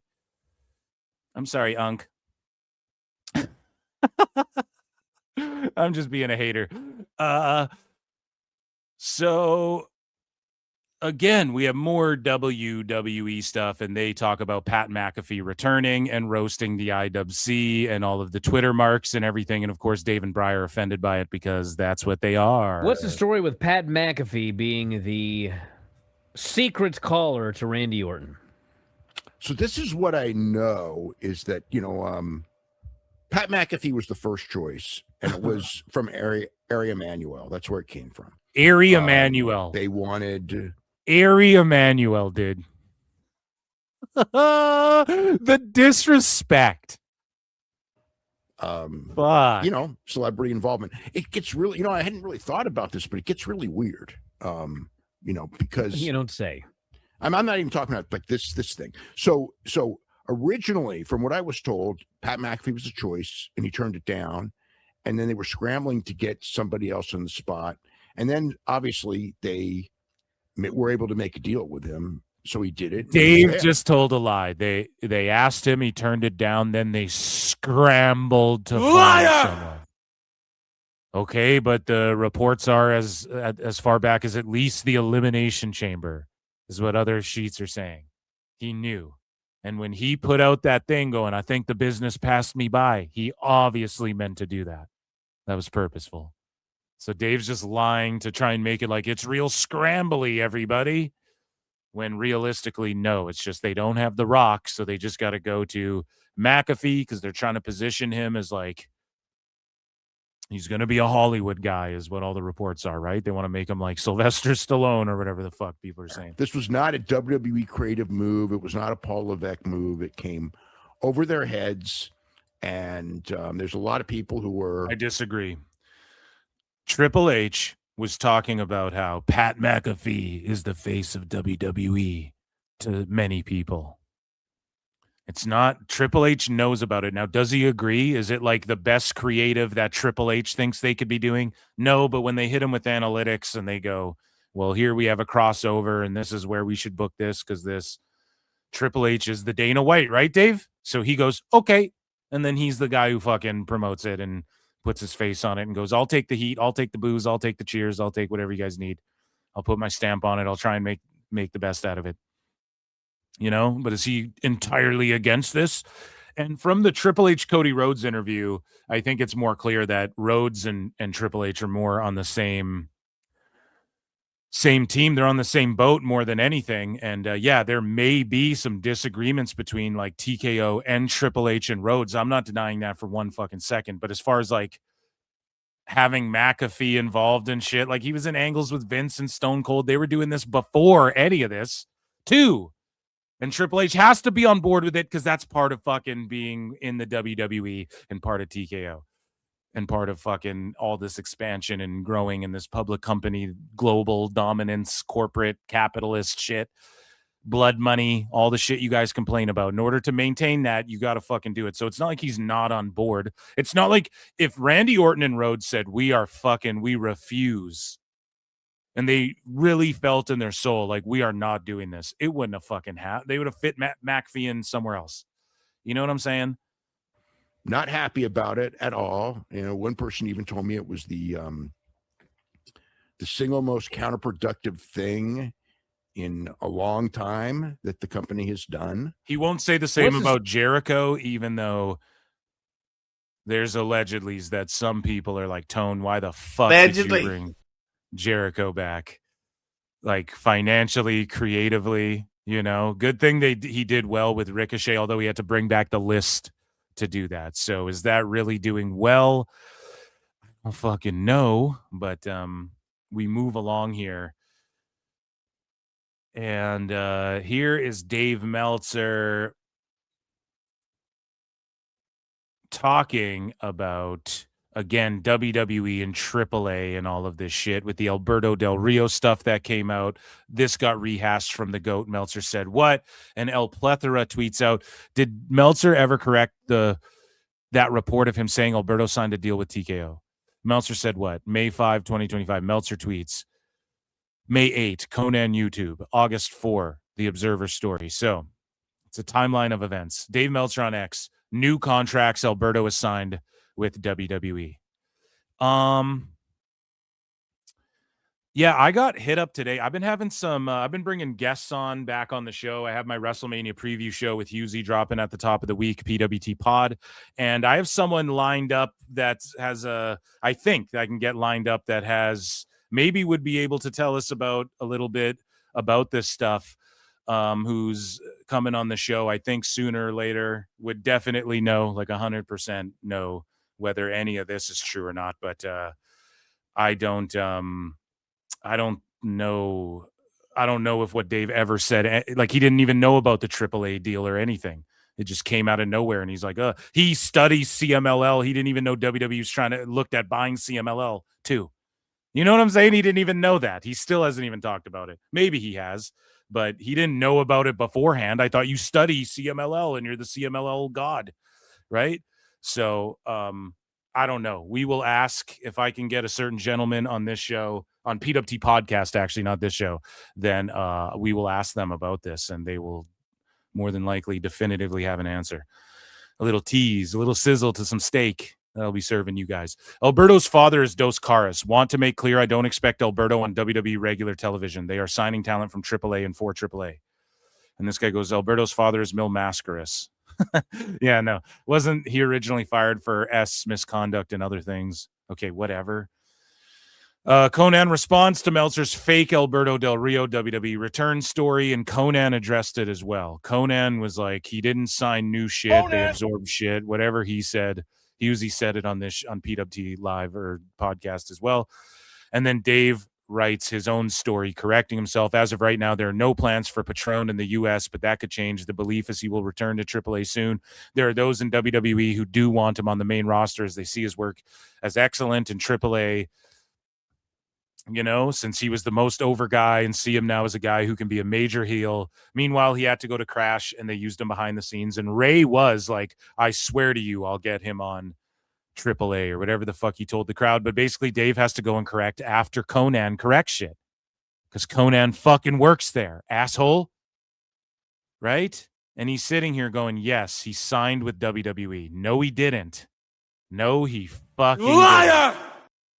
Right? And he was producing in AAA. I don't know, I think, was he wrestling in that Crash promotion? He ain't anymore, goddammit. But again, man, he just gets cooked and he corrects himself. Fightful Select story. Alberto Del Rio's WWE status has not changed. Del Rio lost a match to El Messias this week, forcing him out of AAA just a couple of weeks after. Alberto Del Rio is said to be legitimately done with AAA. WWE has zero plans of working with him anytime soon. So Fightful and Dave Meltzer were like, yep, he signed. He got jobbed and kicked out of the company just a couple of weeks after signing with WWE and shit. Right? Oh, but he's done with them. He's legitimately gone. They have no plans. Okay, so they weren't going to fucking use him on TV, and you guys just made that up. And Ray and people felt like they might fight for it, but there was no, like, I don't know, man. It's fucking stupid. I shouldn't be able to tell you guys about Hot Lucha Summer for months before any fucking dirt sheets talk about it. It's just ridiculous. It's fucking ridiculous. So now Dave and Bryan cope big time over CM Punk's pipe bomb promo, one of the greatest promos in Punk's career, one of the best promos of the year, even though it's early in the year. I don't know how anybody is going to match this fucking promo. And of course, Dave and Bry have to be miserable about it. And let's take a listen. If I didn't know better and I was just watching a wrestling show. Oh, yeah. And then they cope about Ari Emanuel. And then he just invents this shit. If I didn't know any better and I was just watching a wrestling show. Dave, you don't know any better. And if you were a random casual watching this show, because he's about to say, you'd expect Ari Emanuel to come out and do an angle, blah, blah, blah, blah, blah, blah, blah, blah, blah. And this is why I think Triple H should have did that. Should have fucking just been the heel authority. It's what all these sickos and marks are begging for. But maybe they shouldn't listen. But that's the narrative, right? It's like us versus them. That's already what it is, which is only good for WWE, by the way. And they're going to say, you'd expect Ari Emanuel to come out and be a character on the show. No. That's like saying I expect Harley Race to come out or whatever fucking baseball player he was talking about to come out and be a character on the show, Dave. If you're listening to this, you just assume Ari Emanuel is some fucking executive where you Google him and go, let's say you're even in the Google it crowd. You Google him and go, oh, he's an executive. It was one passing line that Dave's like, oh, I would expect Ari Emanuel to come out and work an angle, have a match with Aubrey Edwards, with Jessica Carr, ref Jessica Carr, Bryan. No, Dave, no one expects that. If they know who Ari Emanuel is, which they likely already do, and if they don't, then they just go, oh, it's some executive. Or they Google him and go, yeah, he's an executive. Siri, hey, Siri, who's Ari Emanuel? Oh, he's a guy on the TKO board. Oh, he's taking shots at the company. Or you go on Twitter and someone else clears it up for you, Dave. People aren't retarded like you. This is what he thinks of his audience. He's a shark-brained monster who does not have any inner fucking monologue or inner dialogue with himself. Have the impression that there is going to be a heel faction with Ari Emanuel, Pat McAfee. I did not say Harley Race was a baseball player. I said Harley Race, or didn't he bring up like a baseball player during the, or was, who did he bring? He dropped a couple names, okay? I was saying two different people, all right?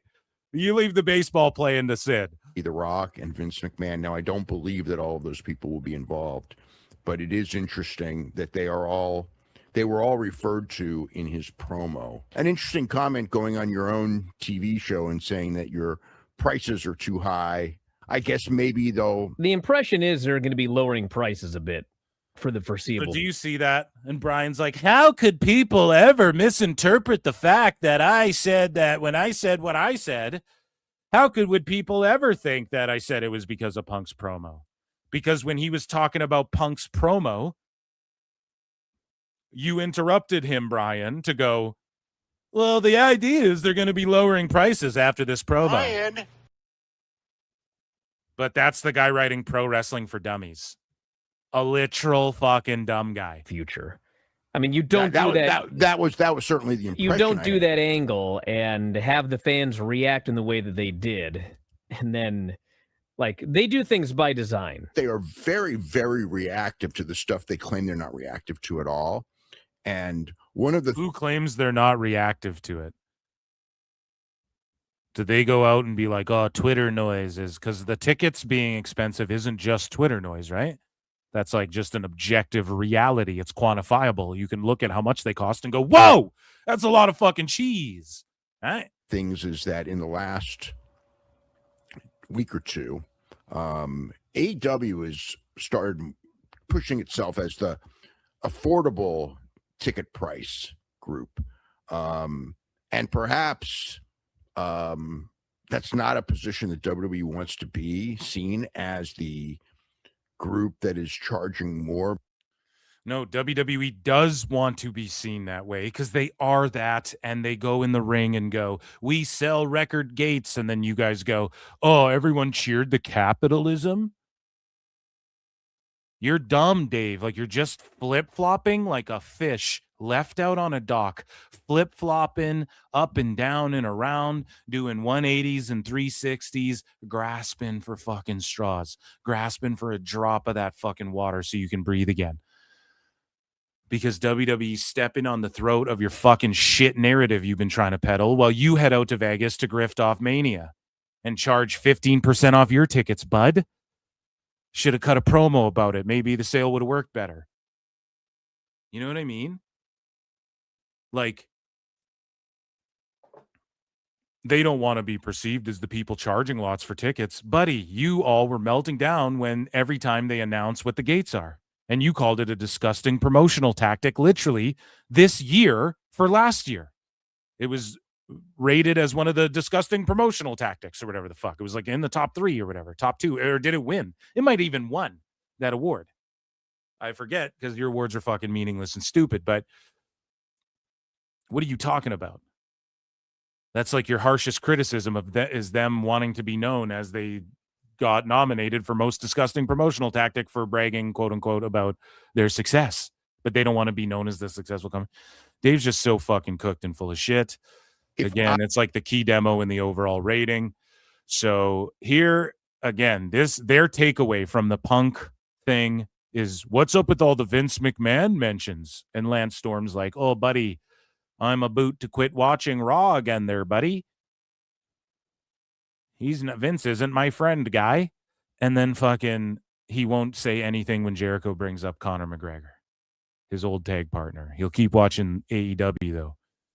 So they're like, what's with all the Vince mentions? Well, he's like the biggest fucking, because again, your narrative's crumbling down and they don't want to fucking shy away from the Vince shit. They never really did. If you really think about it, John Cena's been asked about it in public. Triple H brought it up at his fucking award speech for the Hall of Fame. Stephanie McMahon talked about it on her pod. Cody Rhodes brought it up. Triple H brought it up on Rhodes' podcast. What do you want to talk about? So have they ever really even shied away from it? Or did they just kind of quiet up on it and usher in the Triple H era, Dave? And just your narrative shattering. And everybody's known, well, they fucking have brought it up. It's a black eye. They got to deal with it, though. It's reality of what fucking their history is over the last how many years. You know? And why not take shots? Vince would have took shots at Ted Turner. He would have took shots at Heyman. He did. He'd take shots at everybody. Vince understands the business. He understands the fucking embarrassment he brought on the fucking business. Punk's going to bring it up and be like, yeah, fuck you. And there's heat with Triple H and shit too. It's not like he ain't going to fucking, it's not like he ain't okay with bringing it up. Not that like he wants to bury his kids' grandfather, but you know, they've always brought it up. Triple H brought it up at his Hall of Fame speech and everything. Like, I don't know. I thought he did a hell of a job on the promo. And made many different talking points that obviously he could be criticized for, trying to pretend that he's the rebellion guy and all that. And he left because he's the rebellion guy and all that. Well, he is, dude. And Rebellion's that's a TNA pay-per-view. He had so much money and he didn't want to degrade himself. And the lines about Vince McMahon and everything, which is, I don't know. Like, see, the first time Punk left, he's like, I got fuck you money. I don't need this shit. Then he went to AEW and he's like, I'm old and rich. I don't need this shit. And then he came and said it in WWE. I'm too old and too rich to give a fuck. And Dave's like, it's all fake. Dude, he fucking smacked people in the last company he was in. It's like it's like as real as it gets. You know, it's as real as a fucking prime Mickey Gall rear naked choke. Am I right, Punk? Right? Or guillotine. What do you get him in? The RNC. After this last week, I think that, you know, even alluding to Vince McMahon kind of gives me the creeps. It gives you the creeps. Just alluding to him. Everybody's talking like Punk put him over and didn't bury him. And call him a creepy old man that made you eat dog food and shit to Roman. Oh, yeah, that's like putting Vince over. Kind of creeps me out. He might come back. So stupid. They've actually done more of it of late than they've done. And meanwhile, they got criticized for not ever mentioning Vince. Now they're okay with it, and now you got a problem. In months. You know, in years, actually.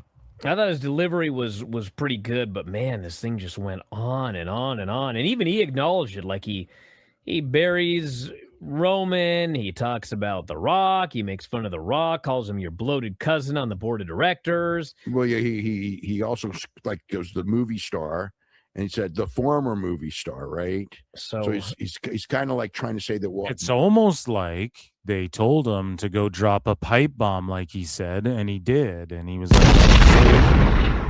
it's almost like they're trying to work shoots on Raw and SmackDown with McAfee and Punk going off. That Dwayne is a washed-up movie star, although I don't know, man. You know, like I mean, that Mark Kerr movie was a total bomb. You know. Oh, okay. That Mark Kerr movie was a total bomb.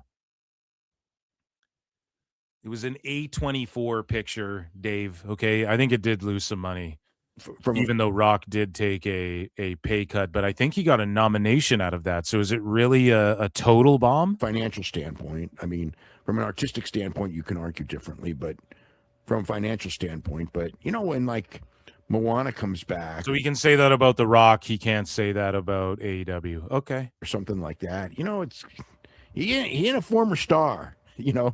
But Dave, you're the one talking about how he is a former star and shit. And like Dave was saying that before, like The Rock's not as big in Hollywood as he was. So he wants to take, like, we covered all that. We've talked about Dave saying that Mystico's a bigger star than Roman. He goes to the theater and people don't react like, oh, it's Roman Reigns on screen or it's The Rock or whatever. It's just craziness, dude. He's always flip-flopping around whenever an opinion fits his narrative.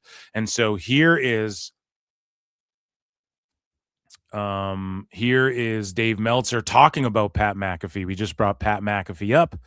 I mean, the questions that we had last night, I mean, they were already answered about Pat McAfee. I mean, he went on his show today, and he was 100% in his wrestling promo bad guy character, insulting the fans and everything like that on his ESPN show. So as far as sincerity and credibility, I mean, on his show, it's not there at all. He does a sports entertainment talk show, stupid. What do you mean credibility? Was he entertaining?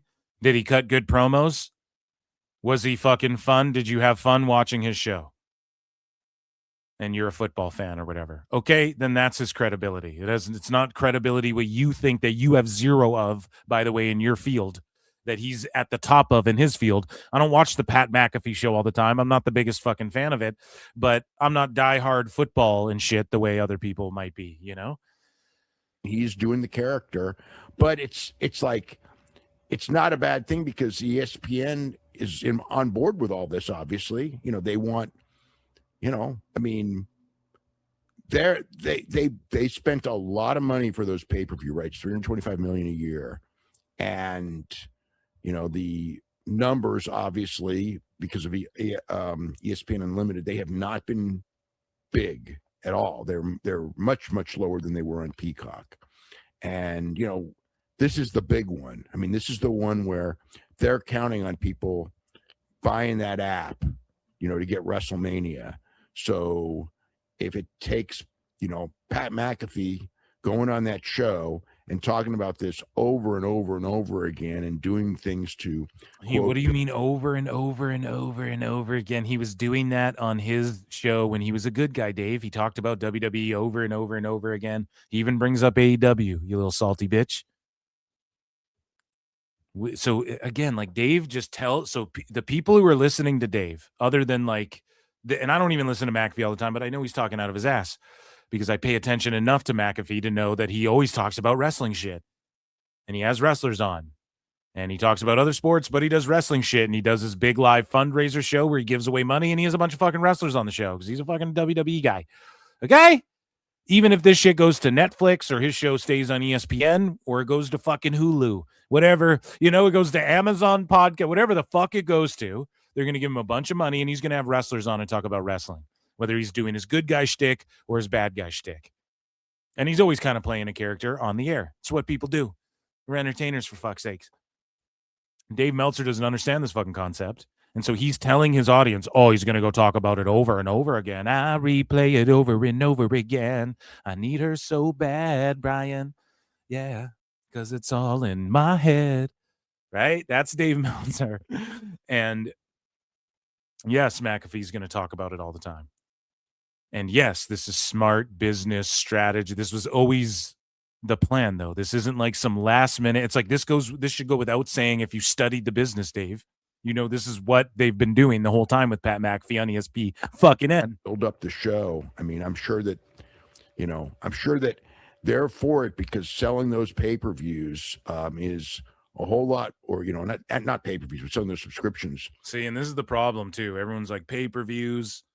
They're PLEs, bud. For this show is a whole lot more important than a guy who's doing a show, you know, and kind of just playing a character rather than. I don't even get what Dave's point is. So selling the subscriptions is way more important than him playing a character, which might sell subscriptions. What the fuck? You're losing it, bro. Dave, you're losing it. You're melting, or, you know, the down. Young superstar, you know, babyface, you know, the former heel thing. So Ollie by golly for 5 says one promo by CM Punk and everyone is talking about Mania. Yeah, exactly. No one gives a fuck about AEW Dynasty this Sunday. They really don't. It's in Vancouver, buddy. So no one really gives a fuck. You're right. No, there's zero hype. Again, Dave's gonna lie about. I can't wait to bust him lying about these pay-per-view numbers this time too. Cue the song for Meltz and Bry. Yeah, what, the flute or what? You want the whole goddamn thing? Yeah, wait till the end of the show for that. But we'll play this sad flute. They're sinking. They're dwindling. They're receding. They're molding. They've fallen off. The ship is sinking. So we got a few more to get to here. I think they talk about WWE some more. Is it just me or Dave's voice get more moist after week after week? Dude, it depends what he's talking about. AEW on LimeWire in 2027. AEW coming to an RSS feed. Dave needs some sun. Don't we all, dude? Oh, the Cope song. You want the Cope? Okay. You are coping and seething. You just can't accept what you're seeing. Yes, you're coping and seething. The truth it is scalding, and now you are molding and coping so hard. Coping and seething.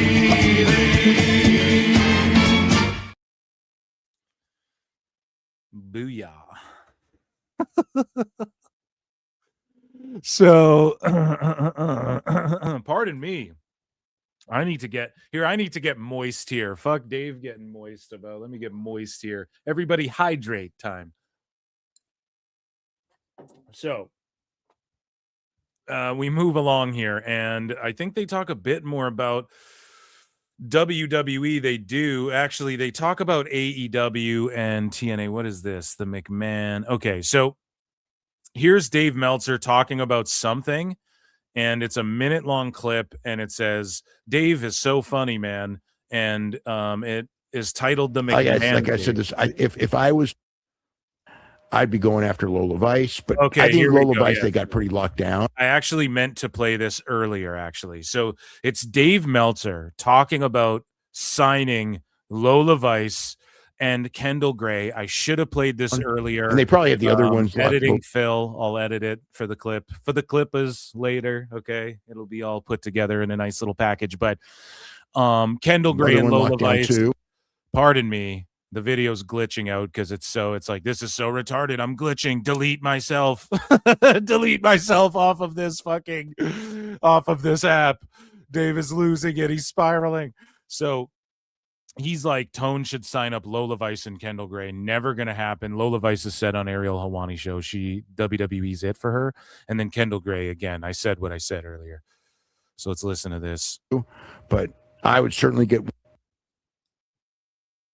like I said, this. If I was Tony Khan, I'd be going after Lola Vice. But I think Lola Vice, they got pretty locked down, and they probably have the other ones. They got her pretty locked down. What does that even mean? And Dave, if you tell everyone to study the business, then why the fuck don't you study Ariel Helwani? Because you don't like him, so you throw a hissy fit when Tone goes on that show and goes on Coach and Bro. Oh my God, it's the greatest thing I've ever seen. So you just refuse to watch on Ariel Helwani when Lola Vice is like, no. He asked her flat out, would you go to AEW? She's like, no, this is it. WWE is it. Like, I want to be The Rock one day. Like, this is it, you know? This is the end all be all. She literally said the end all be all, I'm pretty sure. The other one locked down too. Something along those lines. But I would certainly get word out to both of those women that, like, you know. I would get word out to both of those women. Holy dude, what a fucking shill. Like, come on, man. This doesn't. So let's say Kendall Gray hears this and she goes, well, Tone calls him on the phone. Really? Will I get 10x the money?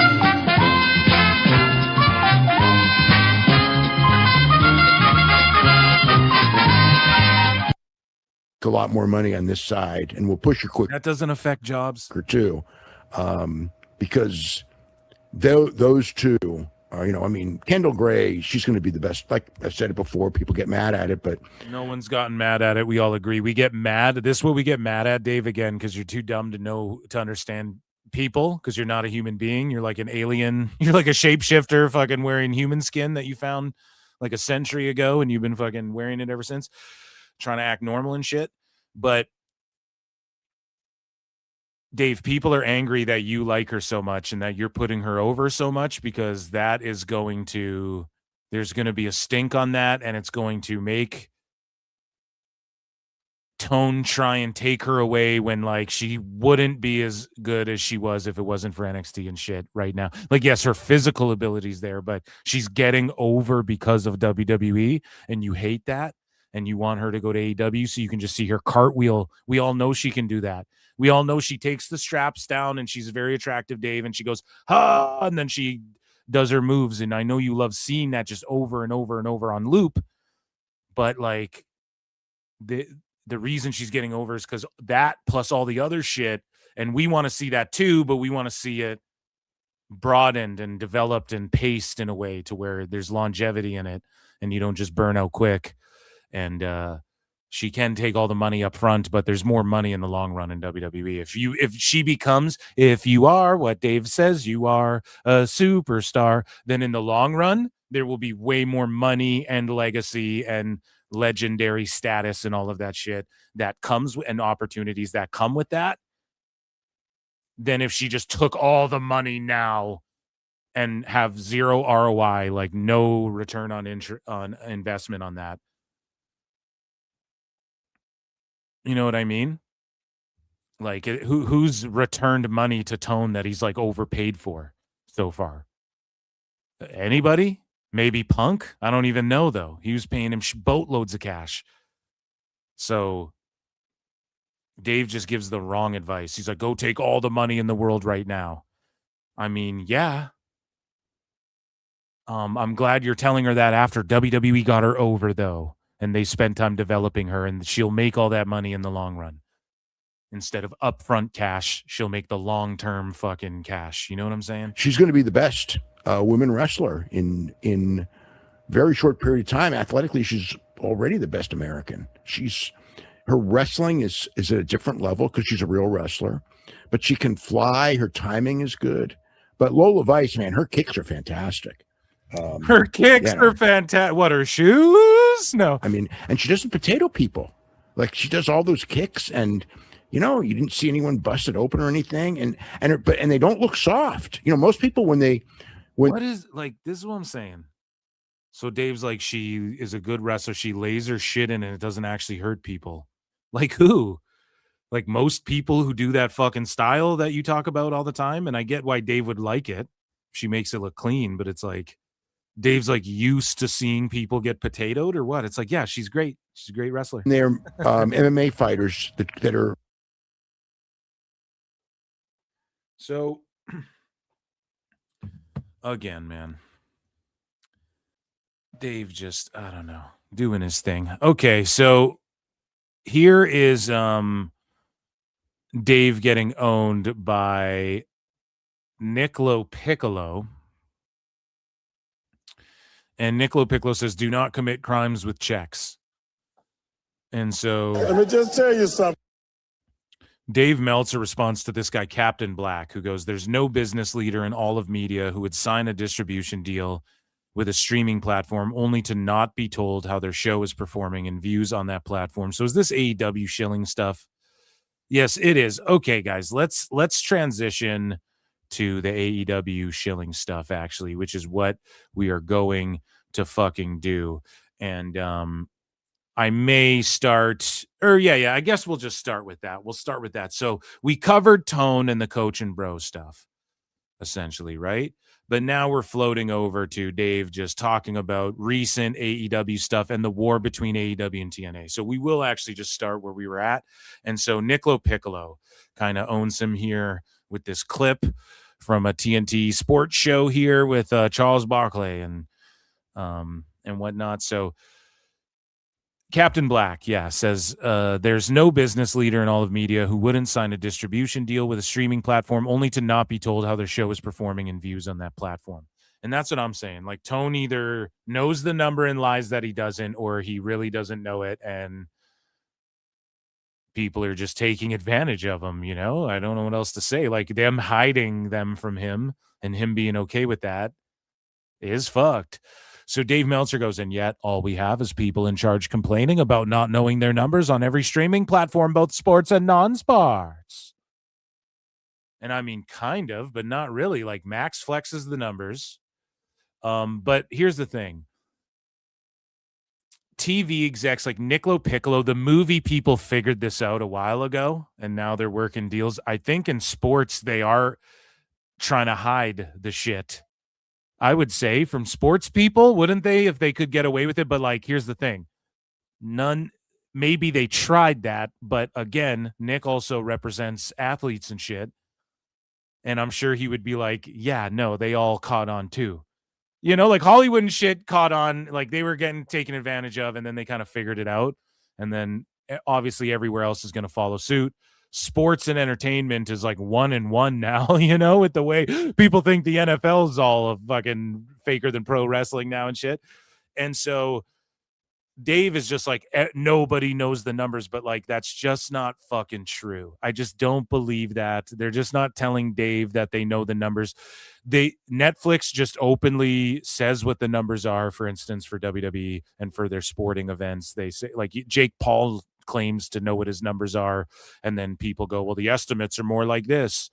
And it's like, all right. And Dave Meltzer in the MMA world, people will go to him and be like, his estimates are this. And it's like, you guys don't get it. Like, he is such a clown. He doesn't really know. You know what I'm saying? But Dana White knows his fucking numbers. Even if he bullshits the power slap ones, he knows, or someone around him knows. People fucking know. People like Niccolo Piccolo dig around. It's his job to know. It's their jobs to know what the fuck the numbers are so they can negotiate for their talent properly and stuff. Dave just isn't in that world, and he's mental. Okay. So again, Dave Meltzer kind of spurging here, but not entirely untrue. Like, you see the CW melting down. Oh, these numbers are like, they're just going off what Nielsen says and shit. But those are still people releasing numbers. So Niccolo Piccolo's like, bullshit, though. Let's play this. Let me just tell you something. What's that? Do not commit crimes with checks. Come on, man. You cannot. If you're going to break the law, do not write a check. Because you're writing a check that what? Behind can't cash. So again, Dave he's just calling him out like, Dave, you're just talking out of your ass about stuff you don't know anything about. And speaking of things that Dave claims he knows nothing about, Chris Jericho. Now, I believe Dave Meltzer kept it sort of hidden. He knew the whole time where Jericho was going to end up. And again, he just kind of kept it hidden to try and like help AEW out a little bit. And yeah, let's hear what he has to say about Chris Jericho's return to AEW, which I think once they leave Canada could backfire. Points to Dave for pointing that out, at least. Him beating on Ricochet, I think, is the right move, and I'll tell you why. Because people fucking hate Ricochet. So how do we really get over, like, Jericho's back and he's a good guy and we should love him and he's going to do his retirement Legends tour here, and that's why he brought back the list. Is it shitty that they have to bring back the list to get people? Yes. Abso-fucking-lutely. And Jericho stole that from an indie wrestler anyways. I don't know if he stole it or if the person who came up with that idea and who pitched it to Jericho stole it. We could be getting the list with Kevin Owens upon his return and shit in Jericho's last run. But I mean, I've heard rumors that like Jericho doesn't want, like, if he went to WWE, the sickos would like hit him with the fucking NDA stuff and the fucking MAGA stuff and all that shit. And he doesn't want to deal with that. You know, it's too old in his career, but he does want to be in WWE. And that's why I think Tone was coping on the Coachman Bro, where he was like, oh, he wants to be here. He really wants to be here. He kept repeating that. And he kept repeating, I don't know how Shane McMahon, or there was a picture of me and Shane McMahon. I have no clue. It could have been a fan. It could have been a fucking pigeon with a phone, with a camera, with a digital camera. Who knows how that picture got taken? Those are the two things it seemed like Tone was coping about. And Jericho wants to be here. And I don't know, man. I don't know if he really does. But the amount of money he was able to get out of it, I think, is worth it. We're talking like generational wealth, you know?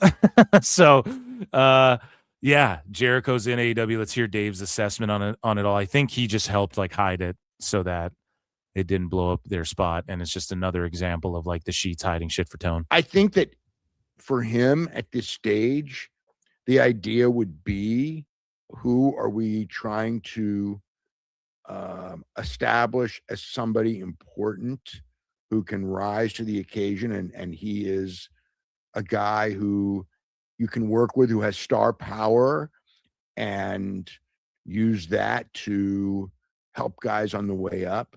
But I don't know who those guys are, because right now, I mean, they have more than enough guys now. I mean, like the Brody Kings and the Banditos and you know, Roosh and all of these type of guys. I mean, Mortos, you know, like there's a million of these guys now, and not all of them are getting pushed, nor can they all get pushed. So I don't know that there's like a, you know, like when Darby Allin of many years ago, or Jack Perry of many years ago, you know, or Bandito when he first came in, you know, or Orange Cassidy when he first came in, you know, those type of guys that, you know, had the potential to be stars, and they most of them end up being bigger than I would have expected.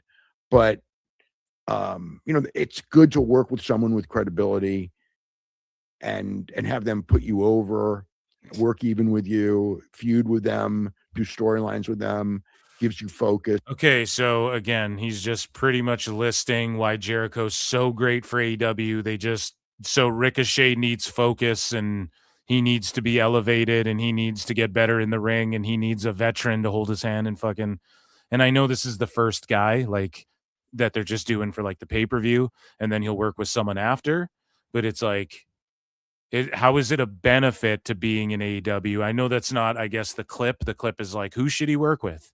And then Dave just goes, it should be someone that, and he lists all the shit. And it's not going to be any of that, Dave. He's going to work Kenny. He's going to work MJF. He's going to work guys who already got it.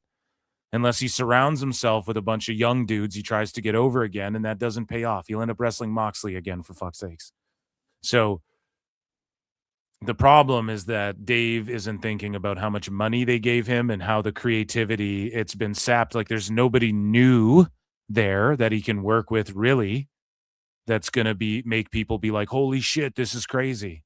Maybe Jericho and Edge and Christian team up one time to fucking, like, that could be fun in Canada or something. They should have got that done for Dynasty or some shit, you know? I don't know. This gives you a story, makes you I don't know somebody. what to tell you.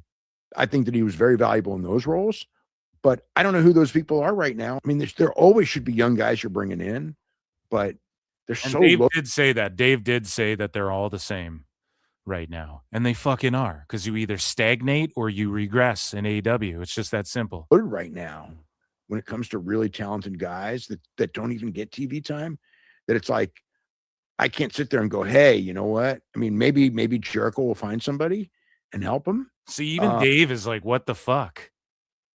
Dave wanted him to go to the Fed. He didn't want him in AEW, because even Dave, but he just won't admit it. This is why you're a shill, Dave. Because you won't say this is a bad move by Tone. This just wasn't the right move by Tone. And I'm like, good for Jericho, but for Tone, I am the first one to tell it's not the right move. And it's not the right move for Jericho artistically and status-wise and like his legacy and shit. It isn't. But monetarily and probably like what he want. Jericho's older. Does he want to deal with cancel pigs coming out trying to cancel him because he returns to WWE? Right? And you got MJF talking about MAGA and shit in interviews on the Adam Friedland show. The sickos are just going to try and cancel Jericho and his wife again or whatever. You know what I'm saying? But I don't see, like years ago. He's held hostage. The sickos held him hostage in AEW. Oh, I would have gone like, hey, for tons of money to work with them that could use that. It's held hostage, but you just get like shitloads of money and shit, and it kind of rules. You know what I mean? And you just get to be a rich guy and do whatever you want. So it's really not that bad. But is it selling your soul? That's the question. Benefit. Okay, so we move along.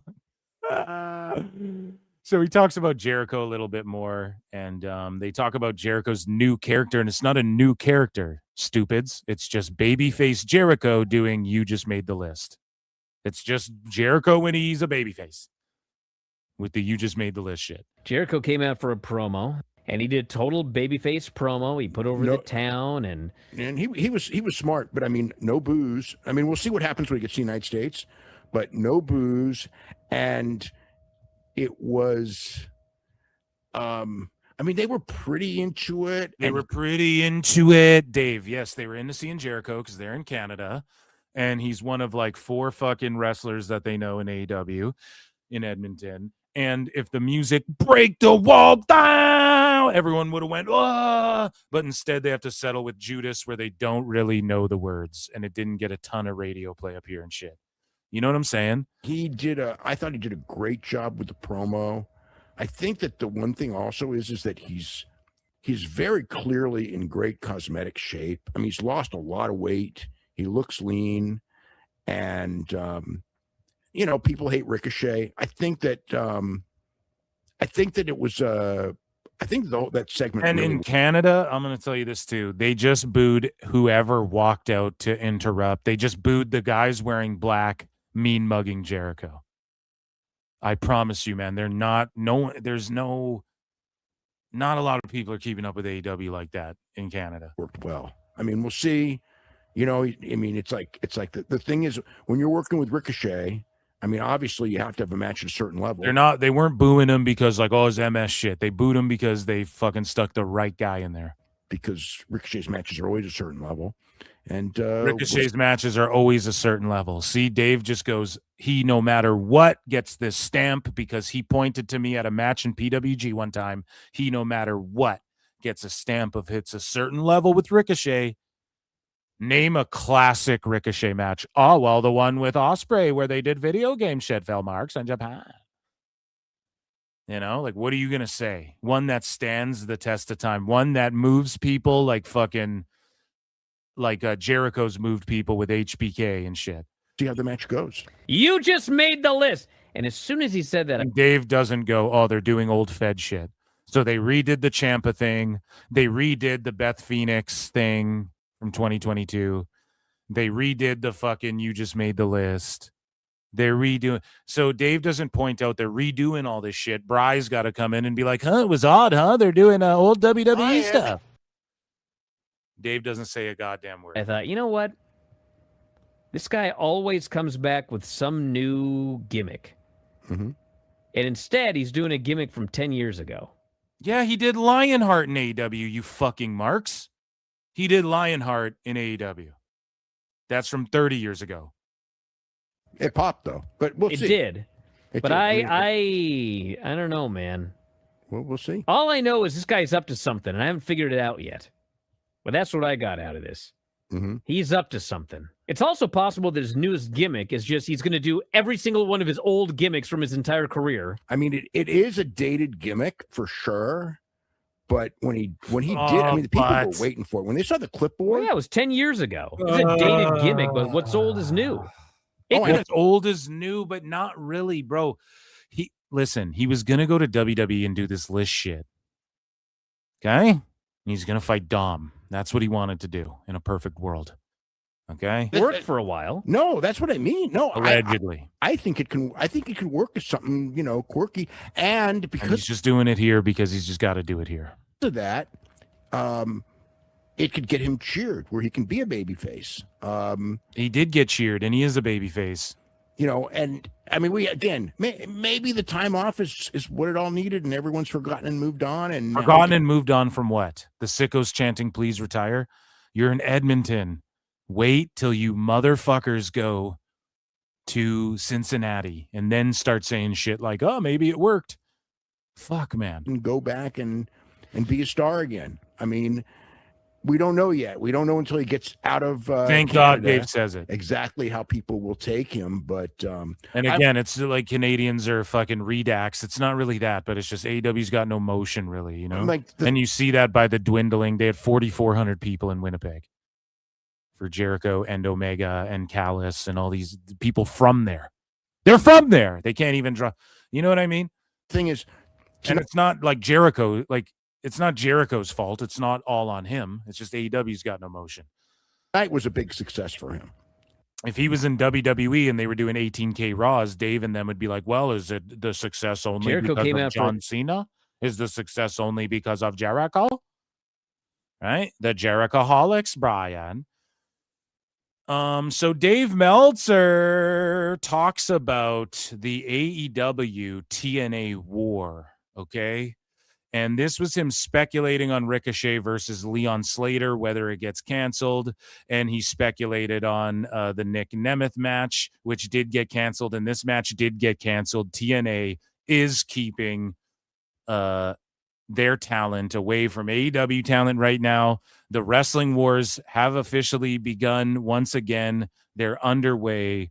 AEW versus TNA and MLP and NXT. So it's NXT versus AEW, MLP versus TNA, and Nuge versus Noah, I guess. Maybe Nuge is just, I think, is kind of hurting, but would be way bigger and better, I guess, in that regard. And AEW's working with Stardom again. I think Tone did announce that. So he worked something out there again. And you have CMLL versus AAA. So the lines are being drawn. It's like a double monopoly. Whereas, I don't know, man. I think a healthy monopoly, because it's still somewhat of a monopoly, but like a healthy level of companies owning some shit is like, let's say 3 to 6 companies own 3-6. Somebody gonna get their ass kicked. Somebody gonna get their wig split. If there's like 3 to 6 companies running everything, I think that's a healthy balance. Just 1 or 2, I don't think that's the healthiest of balances. Because even 2 is like, damn, that's not much of a choice. If you have to, then you have to choose a side. There's no like third or fourth option where it's like, here we go. But yeah, the line in the sand has been drawn. And Dave Meltzer had this to say: people involved in the situation believe that WWE was the one that blocked TNA talent from facing AEW talent. So, of course, it's a but WWE. And then WWE's just light years ahead of everything else on its own. WWE is just like Raw versus SmackDown, you know, and the wrestlers versus each other, right? And then everything else is below that. And that's officially established with the TNA AEW war. They wouldn't be worrying about each other so much. Like, I knew this would become the narrative. And I'm actually on AEW's side when they go like, when the reports are, but we don't know if it's true, but the reports are like Carlos Silva was upset TNA or AEW went on Thursday. Yeah, but you should have known that when you did your TV deal, because you were already on Thursday and they were already doing collisions on Thursday. So either they're lying about that or Carlos Silva's getting mad about shit. He's pulling a Tony Khan here. He's getting mad about shit, but he's not. He's being professional. He only gave professional quotes. He wasn't like, yeah, well, that's the first time MJF ever drew 700K. You know what I mean? He's not like trying to take a shot at their top guys or anything, even though MJF is trying to provoke him into doing that. Why? Because then it will make people go AEW against TNA. They're trying to start a war with TNA. They're picking a fight with TNA now. Why? Because the Fed kicked their ass. It's just official. It's just official. And NXT's in that convo too. But yeah, I predict these things, you know, like I knew that was just in from Phil Marks of PWT. He says, I told you so. And if it's true that Carlos Silva's upset, like I didn't anticipate that. I'll be frank. I didn't anticipate him getting upset about anything. I thought he was like going to be cool and calm, and Tony might spurg out a bit, having to put AEWs against TNA. And he still might if TNA beats AEW, but MJF just taking shots at TNA, it's only good for TNA. It's only good for like more people being like, oh, TNA, like people might tune in to see if they take shots back. So it might backfire on them. Who knows? I'm here for it. Right? I love that this is going on. But anyways, Dave Meltzer, of course, just taking his side, though. Oh, it's AEW versus TNA and WWE, and I'm on team fucking AEW. He immediately does it. He goes, it's the case because the only thing that's happened is Carlos Silva is the one who said it, and it makes him look really bad saying it after approving it. So something must have happened between Friday and Monday to where they did an about an about face on all these matches. Okay. So here's what Dave said before it got canceled. And he talked about how Ricochet versus Leon Slater could be the best match of WrestleMania week. That's how hard he's glazing Stinkishay lately. I have no idea how they got the Ricochet and Leon Slater match through. I mean, it's like, I know I never really got the details. I know it must have been incredibly difficult, but they got it. May not want to talk too much about it. What if they're listening and they're like, "Oh, did we make a mistake here?" Yeah. See, it's almost like Dave. Dave, you blew up their fucking spot, you dummy. That's what it feels like. It's like you just blew up their spot like you do for everybody, man. Shut the fuck up, dude. You're bad for this shit, okay? If this was going to be the best match of the weekend, you blew up their spot. You're fucking talking about it. You're bringing light to and stirring shit up. Oh, there could be a problem. Who says? Until you say. And then fucking Carlos Silva, they separate it. And why wouldn't you? Why the fuck do you want Ricochet going over on Leon Slater when he's been featured on SmackDown and he's your fucking X Division champ? Like, why would you want that to happen if you're TNA in the first place? Why would this even be allowed to get booked in the fucking first place? And then when MJF's like, oh, you're taking money out of their pockets. True, but like, where were you talking that shit when Ricky Saints got replaced with Jericho on GCW? Shut up. MJF's a dumb guy. You know, I know he's in fucking character, but he like a lot of the time, but it's like, dude, you just say dumb shit. Maybe it's just to trigger me. Actually, that's the thing. Shout out MJF because he's like on the forefront of the fucking, and being a dumb guy is probably part of his fucking character, but it's just like, buddy, like he does run-ins on Elbu. He's friends with Elbu and shit. Anybody friends with Elbu, you're a dumbass. Okay. So that's the thing, right? So MJF though is like, they're taking money out of pockets. It's like, dude, you don't go to bat for this. Stop. It's just cringe. It's going to turn people against you now and not in the way you think. Again, it's like we tried to stop Ricochet from getting, it's like, no, dude, you're going the wrong direction with this. And it's say whatever you want. Say what's in your heart. Like, I'm not going to tell you what to say, but it's just like, trust me, bro. Like people like Leon Slater and shit, though. You're not going to start turning people on Slater now, you know, and some of these TNA guys, are we? Like, that's all you're going to start doing or you think you're doing. And the AEW sickos will get behind you. That's fine. They want these little bitch ass wrestling wars. Okay. They want you to go at TNA. And all you're doing is asserting that AEW's number 2 or 3, depending if TNA starts kicking your ass. And you didn't say this shit when Ricky Saints was getting fucking, you're only doing it now because you're just going to back up Tone. So you seem like a Tone glazer. Right. And also, I don't know, but shout out MJF for like calling out Carlos Silva and shit. I mean, that's all good, but like MJF, you haven't been a return on investment for the money Tone's paid you. You haven't made that money back for Tone, not even close. Light years away. So just shut the fuck up. Like, be grateful that you're getting, you know what I mean? Not everybody's some fucking privileged 23-year-old or however you were who lucked and stumbled into a fucking billionaire. You know what I mean? Who drinks 3 coffees, triple cup Tone, who just gave you millions of dollars, right? Like, that would be counting my fucking blessings. Yeah, I mean, the guys wanted it and they got it, you know, and no, the thing is like, as a match, I think it's going to be like incredible because it's again, like for a guy like Leon Slater, you know, like a young guy like that, who like Ricochet had to be one of those guys, you know, that he just, I don't want to say idolized because I don't know Leon Slater at all, but one of those guys. I don't know him at all. So Ricochet's like one of those guys that Leon Slater idolized. I don't want to say idolized, but like he obviously was inspired by and liked this guy a lot. And it's like, but you just said you don't know him. Did he say that? I know he likes Jeff Hardy and shit.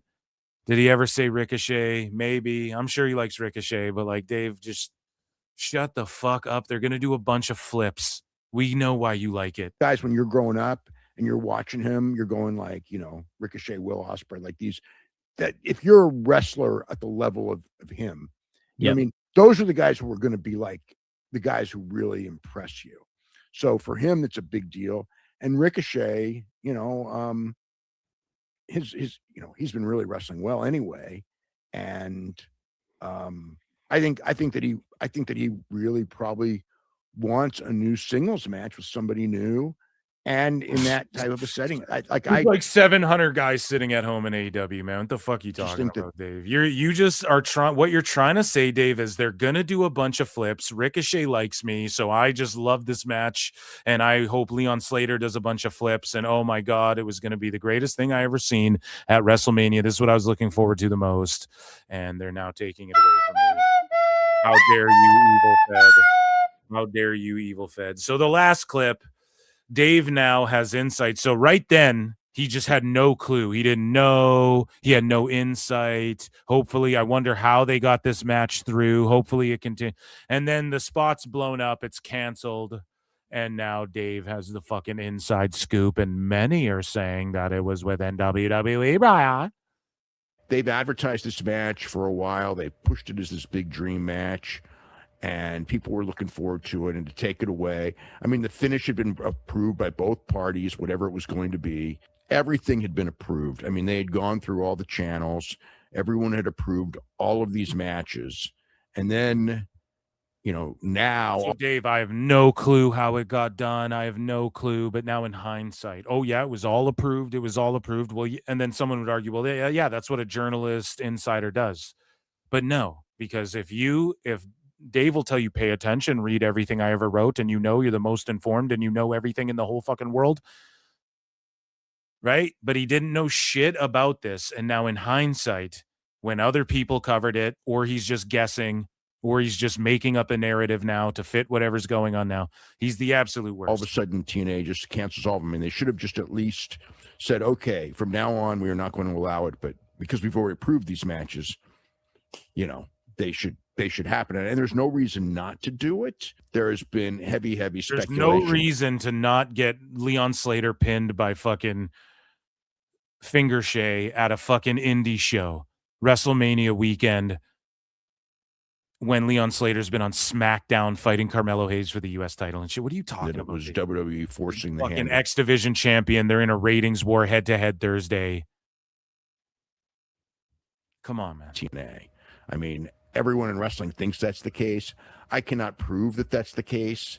I know people who are involved who think that's the case, but they also cannot prove it's the case, because the only thing that's happened is Carlos Silva is the one who said it, and it makes him look really bad saying it after approving it. So something must have happened, between Friday and Monday, to where they did an about face on all of these matches. And I think there may be others as well that had been agreed on, but they're not advertised. And the MJF Bear Bronson match wasn't advertised yet.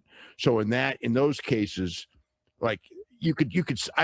Did he just did he just stooge a match that wasn't announced yet, or how was it announced if you didn't know? Or is that who is going to answer the open challenge? Or no. I think so what happened was Bear Bronson actually some time ago was booked to face MJF, and they pulled him off that match. So now Dave's like, oh, they didn't announce that yet, but yeah, Bear Bronson was pulled off a match. And he's just like stealing Mike Johnson's news and shit. Like, come on. Pulling that one. The Ricochet Slater. And so they pulled him off before. So is this really a crazy thing? And did it really go through all the channels? And is it really what you're making it out to be? I almost don't believe you now, Dave. Your match. I think it just came off bad, especially because of how much work was put into getting that, and how much both guys wanted the match. I mean, the reason the match was made was because both guys wanted it, and no, they didn't want it. Leon Slater didn't want it, and he just didn't even want to be there. Like Bry doing a show with you at 2:30 a.m., Dave. He just didn't even want to be there and get paid. Why would he want to do that? It was a special match, and it was a unique match. Could have been the match of the weekend. And then to take it away. What if they do? Maybe not. But what if they have a bunch of TNA guys like sitting in the crowd at fucking Mania or something too? We don't know. He could be getting paid to like do some shit for all we know. On top of it, maybe Silva's like making it up. We have a bigger opportunity. Maybe not. It's maybe not that, but Dave's speculating. So let me speculate. I just thought it came off bad, because even if it comes from WWE and they say, we don't want you doing this, I think that they should have fought back to the point of going like, okay, but the stuff that's advertised for like this week, you know, I mean, They could have fought back by going, okay, all right, Dave, okay, Unk, break. You know what I mean? But whatever, it didn't happen, and TNA looked real. You know, TNA is the one that looks bad, not WWE. I mean, he might be right in that. I think TNA, but like, why is WWE brought into this? I guess because they're partnered, and that could be an issue, I guess. But and I was even talking about SmackDown, but like, why would WWE look bad when this is what they've done forever? And let's say they were the ones. I don't know. I think that's what Dave's trying to say. But if all the TNA guys are like at Mania or some shit, then you're cooked, Dave.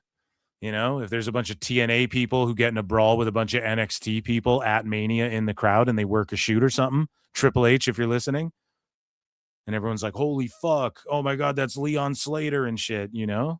Imagine if that happened. I'm not saying it will, but if some shit like that went down, then this is going to backfire on Dave. And hey, you were just speculating. I'm just speculating. I'm Fantasy Mark booking here. And don't forget, guys, grab this returning subscriber offer because just like Dave's hairs, a bunch of people, a bunch of follicles have fallen off of F4W Online. $9.99 a month if you're returning, which I mean a returning sale. So a bunch of people canceled. Oh, it's the greatest thing I've ever seen. And you're a dumbass, Dave. That's why I continue to roast you. I will never stop roasting you. You're a fucking shill. And that was Dave Meltzer, dumb moment of the week. Featuring Bryan Alvarez. And of course they had Cuervo. He had Cuervo with him the whole time too. 613-805-42 says the best guys, Tony Khan. The best guys, Tony Khan. Thank you so much. Thanks for all the big supports tonight. For all the support, everybody who tunes in to every show, watches the clips. I love you guys, all you motherfuckers. Be amped up. It's WrestleMania week coming up. Let's get hype. Let's get hyphy, as the boomers would say. Maybe that's a millennial thing. I don't fucking know. But yeah, guys, let's get amped up. It's Mania week coming up. Sicko Saturday will be here live. I appreciate you all. Be good to each other. I've been Phil F. Marks. Chris McCarty, 712845 says Danny Luna is still signed to TNA. She is still on their roster page. It's up to date. So either she re-signed or never left. They didn't tape this, right? Is this a live TNA or is it taped? And maybe she did re-sign. I think we would have gotten an announcement, or this was taped and then they just don't remove her off the roster page until like some certain date. Or maybe she chose not to re-sign and they were like, okay, then you whatever. Or what is she doing on TNA? I have to watch. Is she cutting promos and shit? I don't know. But who knows if she's staying or not? We know that she has WrestleMania WWE aspirations. Thank you for the question. Ask Meltzer. He seems to have all the TNA inside scoop. Thank you guys for being here. Until next time, keep your flutes polished. Stay short, Bryan Alvarez. I've been Phil S. Marks. Peace.